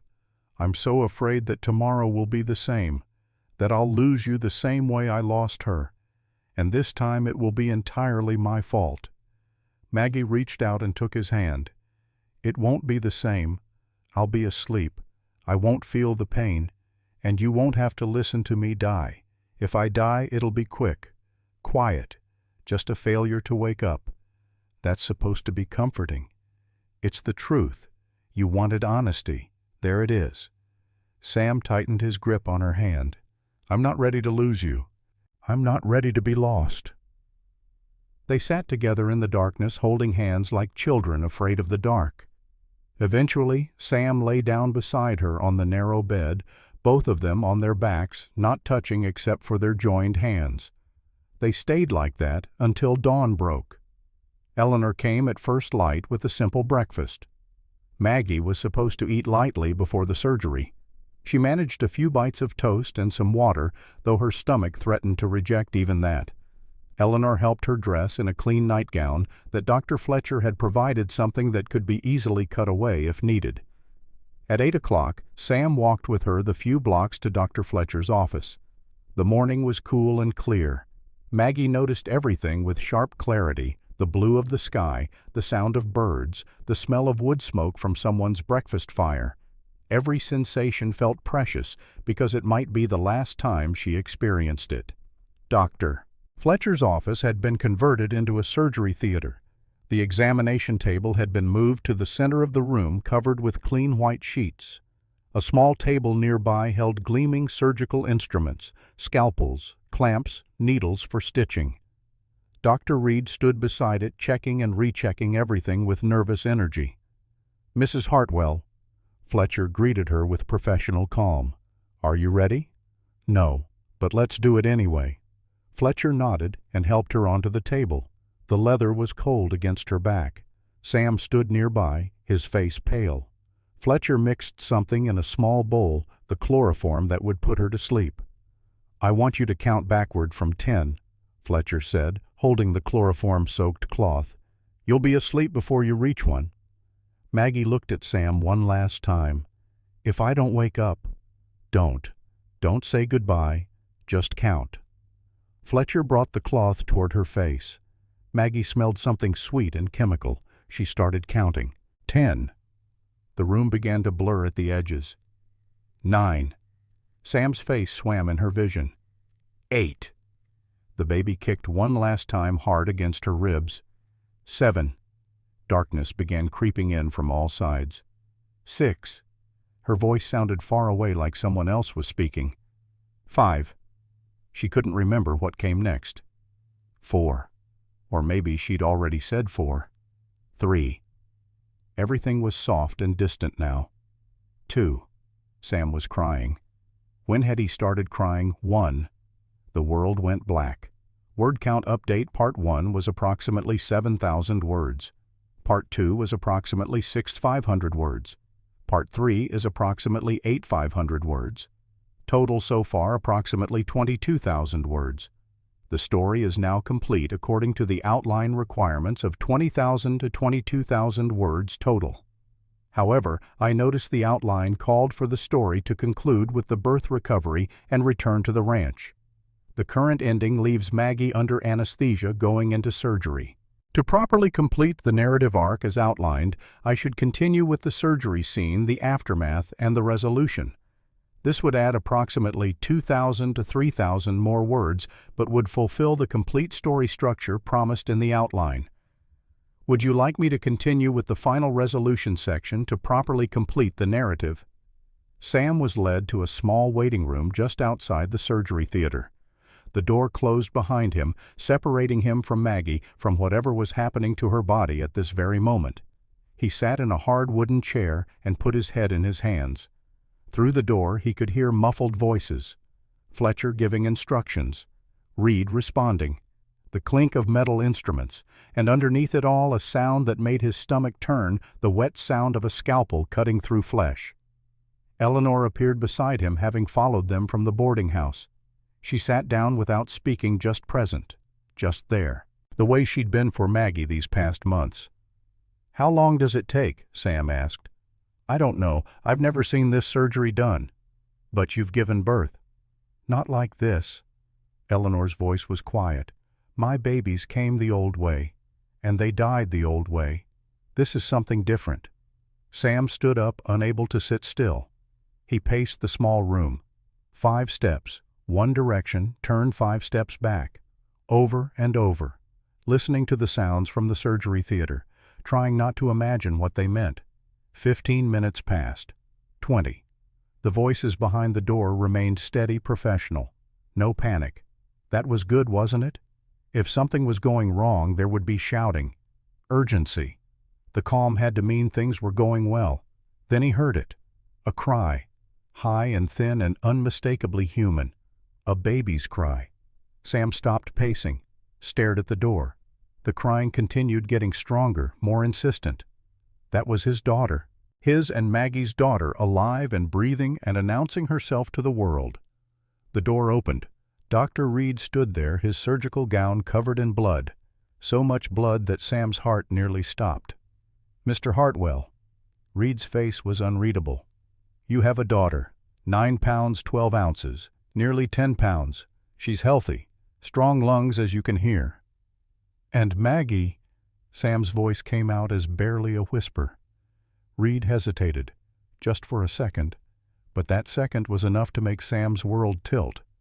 "We're working on her now. There's bleeding, more than we expected. Dr. Fletcher is managing it, but it's going to take time." "Can I see her?" "Not yet. We need to focus. I'll come get you as soon as we can." Reed turned to go back in, then paused. "She's strong, your wife. Stronger than most. If anyone can survive this, it's her." The door closed again. The baby's crying faded as someone, a nurse Sam hadn't known was in there, presumably took the infant to be cleaned and wrapped. And Sam was left in the silence with Eleanor and his own imagination painting pictures he didn't want to see. Another hour passed, then another. Sam had worn a path in the floor with his pacing. Eleanor had gone to get coffee at some point and returned with 2 cups. Sam's sat untouched, growing cold. Finally the door opened again. This time it was Fletcher. The older doctor looked exhausted, his face pale, his hands washed clean, but his gown still stained dark with Maggie's blood. "She's alive," Fletcher said before Sam could ask. But it was close, very close. Sam's knees nearly gave out. Eleanor caught his arm, steadied him. "What happened?" "Excessive bleeding from the incision site. It took us nearly 2 hours to get it under control. She lost a significant amount of blood. Her body has been through tremendous trauma." Fletcher wiped his forehead with the back of his hand. "The next 24 hours are critical. If she can make it through without infection, without hemorrhaging again, then she has a real chance." "Can I see her?" "Give us 30 minutes to get her settled. She's still unconscious from the chloroform. It'll be several hours before she wakes if all goes well." Fletcher's eyes were kind but honest. "And you should prepare yourself, Mr. Hartwell. She looks bad. The surgery was extensive. She's going to be in significant pain when she wakes up." "I don't care what she looks like. I just need to see that she's breathing." Fletcher nodded. 30 minutes. I'll send Reed to get you." Those 30 minutes felt longer than the entire surgery. Sam sat with his head in his hands, Eleanor beside him, both of them silent. He thought about Catherine, about sitting outside that room while she died, about the helplessness, the rage at his own uselessness. But this time was different. This time the doctors had done something, had taken action instead of just waiting for nature to take its course. This time there was a chance. Reed appeared at the door. "You can see her now." Sam followed him into the surgery theater. It had been transformed into a recovery room. The surgical table was gone, replaced by a proper bed. Maggie lay in it so still she could have been dead except for the slight rise and fall of her chest. Fletcher was right. She looked terrible. Her skin was the color of paper. Her lips had no color. There were dark circles under her eyes. A sheet covered her body, but Sam could see the bulk of bandages underneath wrapped around her abdomen. "She's stable," Fletcher said quietly from behind him. "Heart rate is steady. Breathing is regular. These are good signs." Sam approached the bed slowly, took Maggie's hand. It was cold, too cold. He rubbed it between his own, trying to warm it. "When will she wake up?" "Hard to say. Could be a few hours. Could be longer. The body needs time to process the trauma, to begin healing. We'll monitor her closely." "And the baby?" "Being cared for by Mrs. Walsh. She's perfect, Mr. Hartwell. 10 fingers, 10 toes, healthy color, good reflexes. Your daughter is a fighter just like her mother." Sam sat in the chair beside the bed. He didn't let go of Maggie's hand. "I'll stay here." "I expected you would." Fletcher moved to leave, then paused. "Mr. Hartwell, what we did today, this surgery, it's not something most doctors would even attempt. Mrs. Hartwell's survival odds were never good. But she's still here, still fighting. That counts for something." After Fletcher left, Sam sat in the quiet room holding Maggie's hand, watching her breathe. Hour after hour. The sun moved across the sky outside the window. Shadows lengthened. Still Maggie slept. Eleanor brought the baby once. Let Sam hold his daughter for a few minutes. She was impossibly small in his large hands, wrapped tight in a white blanket, her face scrunched and red. She had Maggie's nose, he thought. Or maybe he was imagining it. Maybe all newborns looked like this. "Have you thought about a name?" Eleanor asked. Maggie wanted Grace. "Grace Hartwell, that's lovely." Sam looked down at the tiny face. Grace, named for something they hadn't earned, but had received anyway. He handed the baby back to Eleanor. "Take care of her. I need to stay here." Night fell. Fletcher and Reed checked on Maggie every few hours. Took her pulse, listened to her heart, checked the bandages for bleeding. Each time they nodded with satisfaction.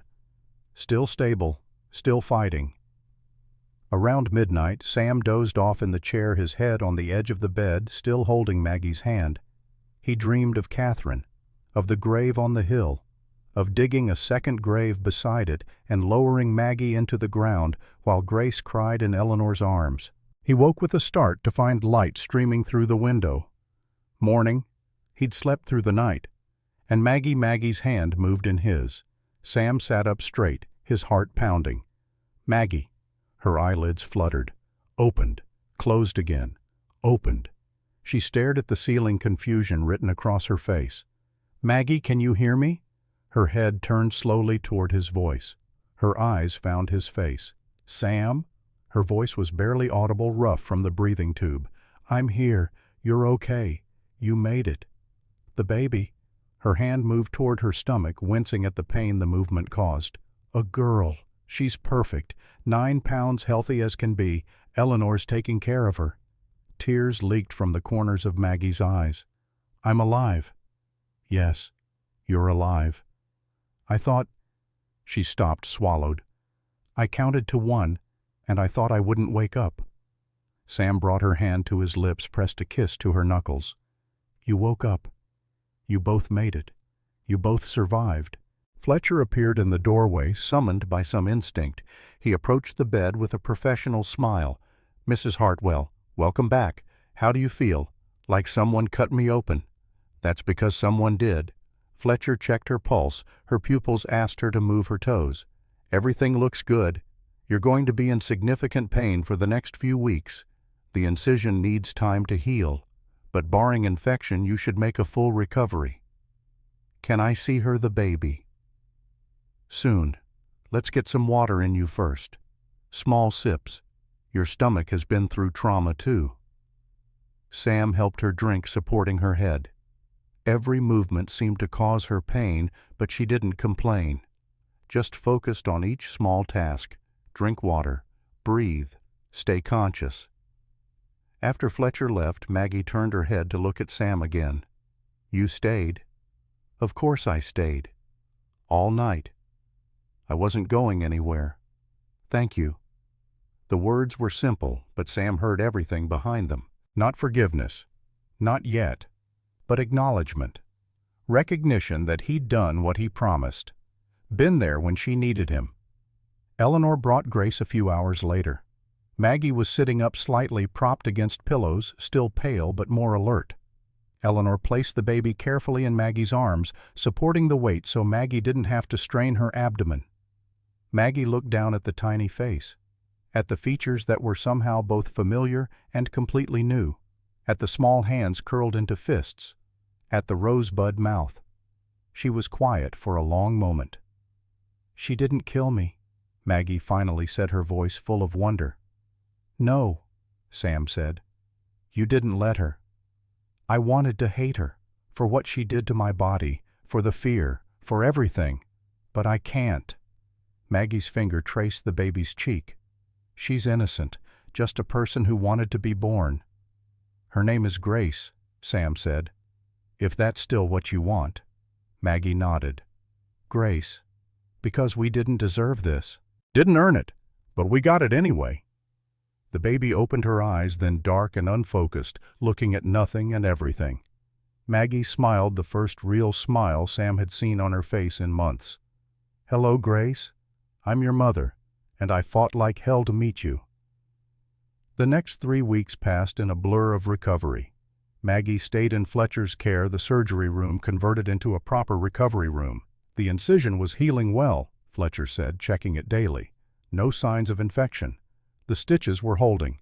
Her body, despite all the trauma, was doing what it needed to do. Grace stayed with them, sleeping in a cradle beside Maggie's bed. Eleanor helped with the feedings, showing Maggie how to nurse despite the pain of holding the baby against her tender abdomen. It was difficult at first, but they found positions that worked. And slowly, day by day, Maggie grew stronger. Sam continued working at the livery, but came to visit every day. Brought food. Read to Maggie from the newspaper. Held Grace while Maggie slept. He didn't push for forgiveness or reconciliation. Just showed up, day after day, steady and present. One afternoon, 2 weeks into recovery, Dr. Reed came to check on Maggie. He examined the incision site with the careful attention of someone who wanted to learn everything he could. "Remarkable," he said, more to himself than to Maggie. "The healing is progressing better than I expected." "Is that a comment on my body or Dr. Fletcher's skill?" Maggie asked dryly. Reed had the grace to look embarrassed. "Both, I suppose. But truly, Mrs. Hartwell, you're doing exceptionally well. Most women who undergo this surgery don't recover this quickly." Most women probably had a choice about whether to have the surgery. Fair point. Reed finished his examination and helped Maggie adjust her nightgown. "Dr. Fletcher wanted me to tell you something. He's been meaning to say it himself, but I think he's been struggling with how." "What is it?" Reed sat in the chair beside the bed. 20 years ago, Dr. Fletcher's daughter got pregnant. She was built much like you, tall, strong, narrow pelvis. The doctors all said the same things they said about you. That childbirth would be dangerous, possibly fatal. Maggie felt something cold settle in her stomach. What happened? Dr. Fletcher had heard about the cesarean section, had read about it being done in Europe, but he was afraid to try something so experimental on his own daughter, so he convinced her to wait to try natural delivery first. Maybe it would work. Maybe the doctors were wrong. Reed's voice went quiet. They weren't wrong. His daughter died after 3 days of labor. The baby died too. God. He's blamed himself ever since. That's why he pushed so hard for you to agree to the surgery. Why he was willing to try it even though he'd never done it before. You were his chance to save someone, to prove that the surgery could work, that he could do what he'd been too afraid to do 20 years ago. Maggie absorbed this information, thought about Fletcher's hands steady and sure during the examination, thought about how he'd fought for her life for 2 hours when she was hemorrhaging. He saved me to save her. In a way, yes, but he also just saved you, because you deserved to be saved. After Reed left, Maggie lay back against the pillows and thought about Catherine on that hill. about Fletcher's daughter buried somewhere name forgotten, about all the women who'd died because childbirth was a gamble and medical knowledge was limited, and sometimes bodies just didn't work the way they were supposed to. But she hadn't died. Despite everything, she was alive and healing and holding a baby who shouldn't exist. 3 weeks to the day after the surgery, Fletcher declared Maggie well enough to travel. The incision is healed. You're walking without assistance. Nursing is going well. There's no reason you can't go home. Home. Maggie tested the word. The ranch, Montana. The life she'd built with Sam before everything changed. Could she go back to that? Could they? Sam came that evening to help her pack the few belongings they'd accumulated. Grace was sleeping in her cradle. Maggie was sitting up in bed, finally able to move without constant pain. "Are you ready?" Sam asked. "I don't know. This room has been my whole world for so long. The ranch feels like it belongs to different people." "Maybe it does. Maybe we're different people now than we were 6 months ago." "That's for sure." Maggie looked at him. Really looked at him. Saw the exhaustion in his face, the new lines around his eyes, the gray that had appeared in his hair. "You look tired." "I am tired, but that's not important. What's important is getting you and Grace home." Eleanor came to say goodbye the next morning. She hugged Maggie carefully, mindful of the still tender incision. "You did it. You survived the impossible." "I had help. We all need help. That's not weakness. That's wisdom." Eleanor stepped back, her eyes bright with tears. "You take care of that baby, and take care of yourself. You've got a long life ahead of you now." Fletcher's goodbye was more professional, but no less meaningful. "Mrs. Hartwell, what you accomplished here will help other women. I plan to write about your case with your permission, to publish the technique, so that other doctors can learn, so that other women might have the chance you had. You have my permission. If it helps even one person, it's worth it." Fletcher smiled. "You're a remarkable woman, Mrs. Hartwell. Don't ever let anyone tell you different." The journey back to the ranch took 2 full days. Sam had arranged for a wagon this time, no more horseback riding. Maggie sat on a cushioned seat with Grace in her arms, watching the familiar landscape roll past. It was late September now, almost a full year since she'd first arrived in Montana. The grass was turning gold. The air had that crisp edge that promised winter was coming. Sam drove carefully, avoiding the worst ruts, taking his time. They stopped frequently so Maggie could nurse Grace and rest. Her body was healed enough to travel, but still tired easily. Still reminded her with every bump and jostle that she'd been cut open and put back together. On the second afternoon, as the ranch finally came into view, Maggie felt something shift in her chest. That small collection of buildings had been her first real home, the place where she'd felt valued for the first time in her life. And then it had become the place of her greatest fear and pain. What would it be now? Sam helped her down from the wagon, taking Grace while Maggie found her feet. The house looked the same as when they'd left. Same log walls, same porch, same barn in the distance that needed repairs. But when Sam opened the door, Maggie saw he'd been busy. The main room was cleaner than she'd ever seen it. There were fresh curtains in the windows. A cradle sat near the fireplace, handmade from pine, the wood still pale and new. On the table was a vase of wildflowers already wilting, but clearly picked with care. "You did all this?" Maggie asked. "I came back a few times while you were recovering. Got things ready." Sam looked embarrassed.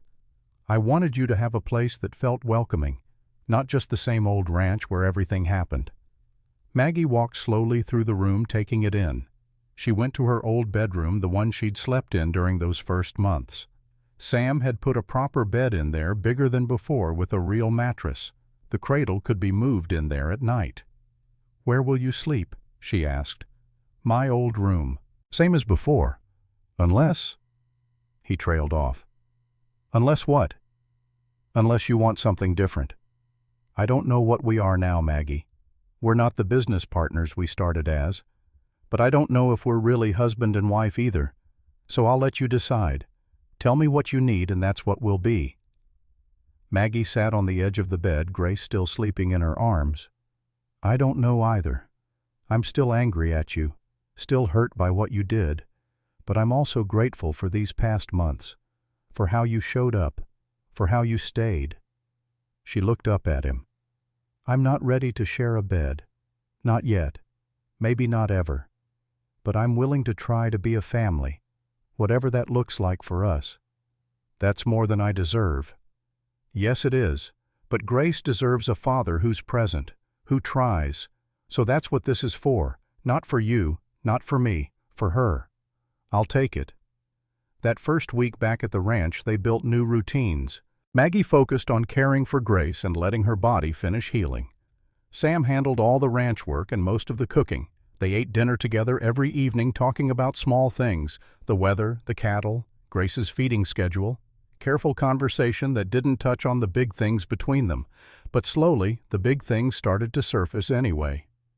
One evening, about 2 weeks after their return, Sam asked if they could take a walk. Grace was sleeping. The evening was cool but pleasant. Maggie agreed, curious about what he wanted to say. He led her up the hill behind the house, to Catherine's grave. Maggie hadn't been up here since that first day she arrived, when Sam had shown her the marker and explained why he didn't want children. "I've been thinking about what to tell Grace," Sam said. "When she's old enough to ask about where she came from, about why her mother and I have separate rooms, about all of it. What will you tell her? The truth, that I made a terrible mistake, that I hurt you in a way I can never fully fix, that you were braver than anyone I've ever known, that you fought for her even when you had every reason not to." He touched the grave marker, his fingers tracing Catherine's name. "And I'll tell her about Catherine, about how I failed her by letting her do something dangerous because I couldn't say no to what she wanted. That's not the same thing, isn't it? In both cases I put what someone else wanted, what I wanted, above what was safe. I just got lucky with you. You survived despite my choices." Maggie stood beside him, looking at the grave. "Catherine would probably hate me." "Why?" "Because I'm everything she wasn't. Tall where she was short, strong where she was fragile, alive where she's dead." "She would have loved you," Sam said quietly, "because you gave me something I thought I'd lost forever. Not a child, but a future, a reason to keep going. These past months, even with all the fear and pain, I've been more alive than I've been since she died." They stood in silence for a while, the Montana sky darkening, overhead stars beginning to appear. Finally, Maggie spoke. "I saw her grave that first day, and I thought it was a warning, like you were showing me what happened when women tried to be mothers. But now I think it was a promise that you wouldn't let me die the way she died, that you'd fight for me even when the odds were bad. Did I keep that promise? You did. Not perfectly, not without causing harm, but you showed up when it mattered. You stayed when you could have run." She turned to face him. "I'm not ready to forgive you.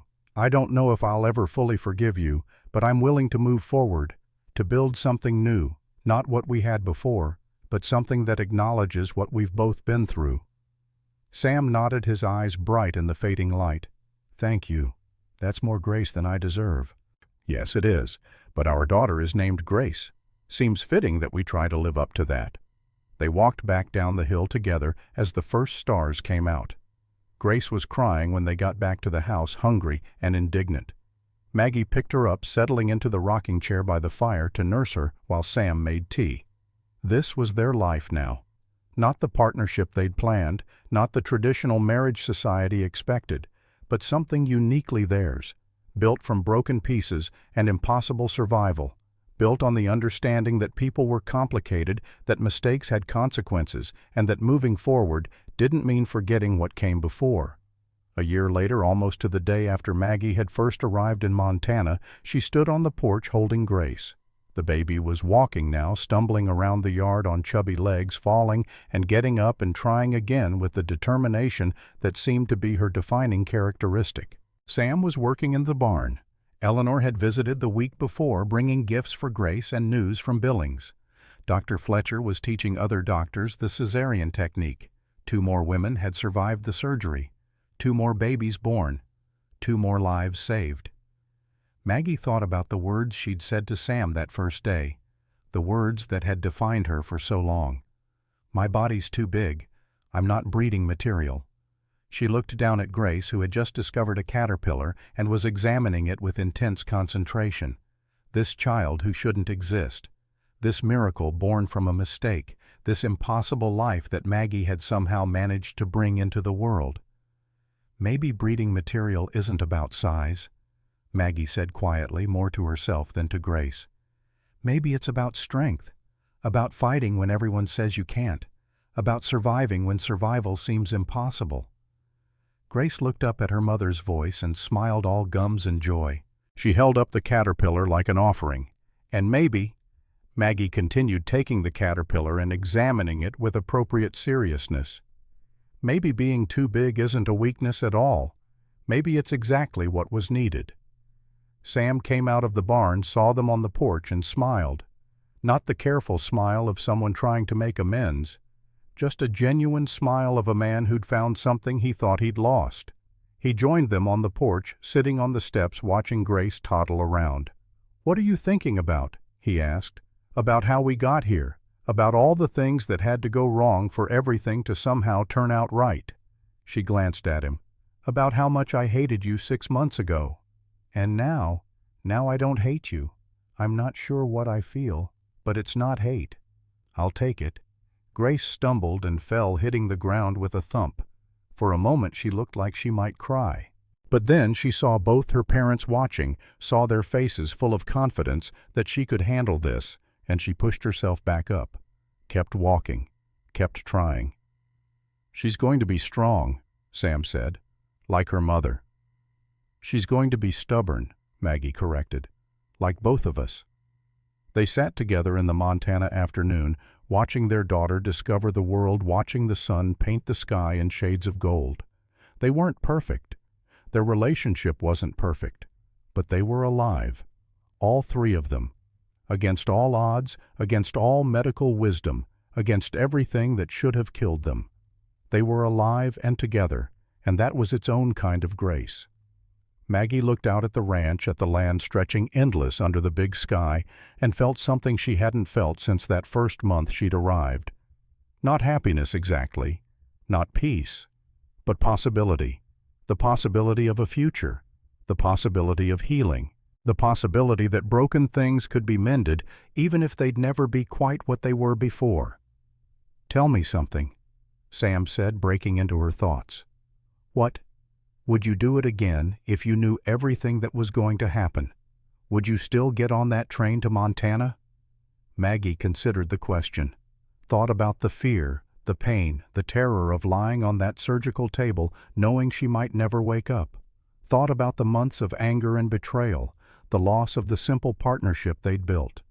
Then she looked at Grace toddling determinedly toward a butterfly she'd spotted. "Yes," Maggie said, "I would do it all again. Not because it was good, but because it led here, to her, to this life, to the knowledge that I'm stronger than anyone ever told me I could be. Even stronger than you told yourself. Especially stronger than I told myself." Sam reached over and took her hand, not romantically, just a gesture of connection, of acknowledgement. Maggie let him hold it for a moment before pulling away. Small steps, that's all they could do. Small steps towards something that might eventually look like forgiveness.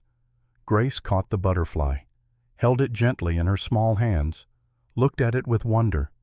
Then, with the generous heart of a child, she opened her hands and let it go, watched it fly away into the Montana sky. "That's our girl," Maggie said, knowing when to hold on and when to let go. The sun began to set, painting the world in gold and orange and pink. The three of them sat on the porch as darkness fell, as stars came out, as the vast Montana night embraced them. They had survived. Against impossible odds, they had survived. And tomorrow they would wake up and do it again. Keep surviving. Keep building. Keep moving forward into whatever future they could make together. It wouldn't be easy. It wouldn't be perfect. But it would be theirs. And that was enough.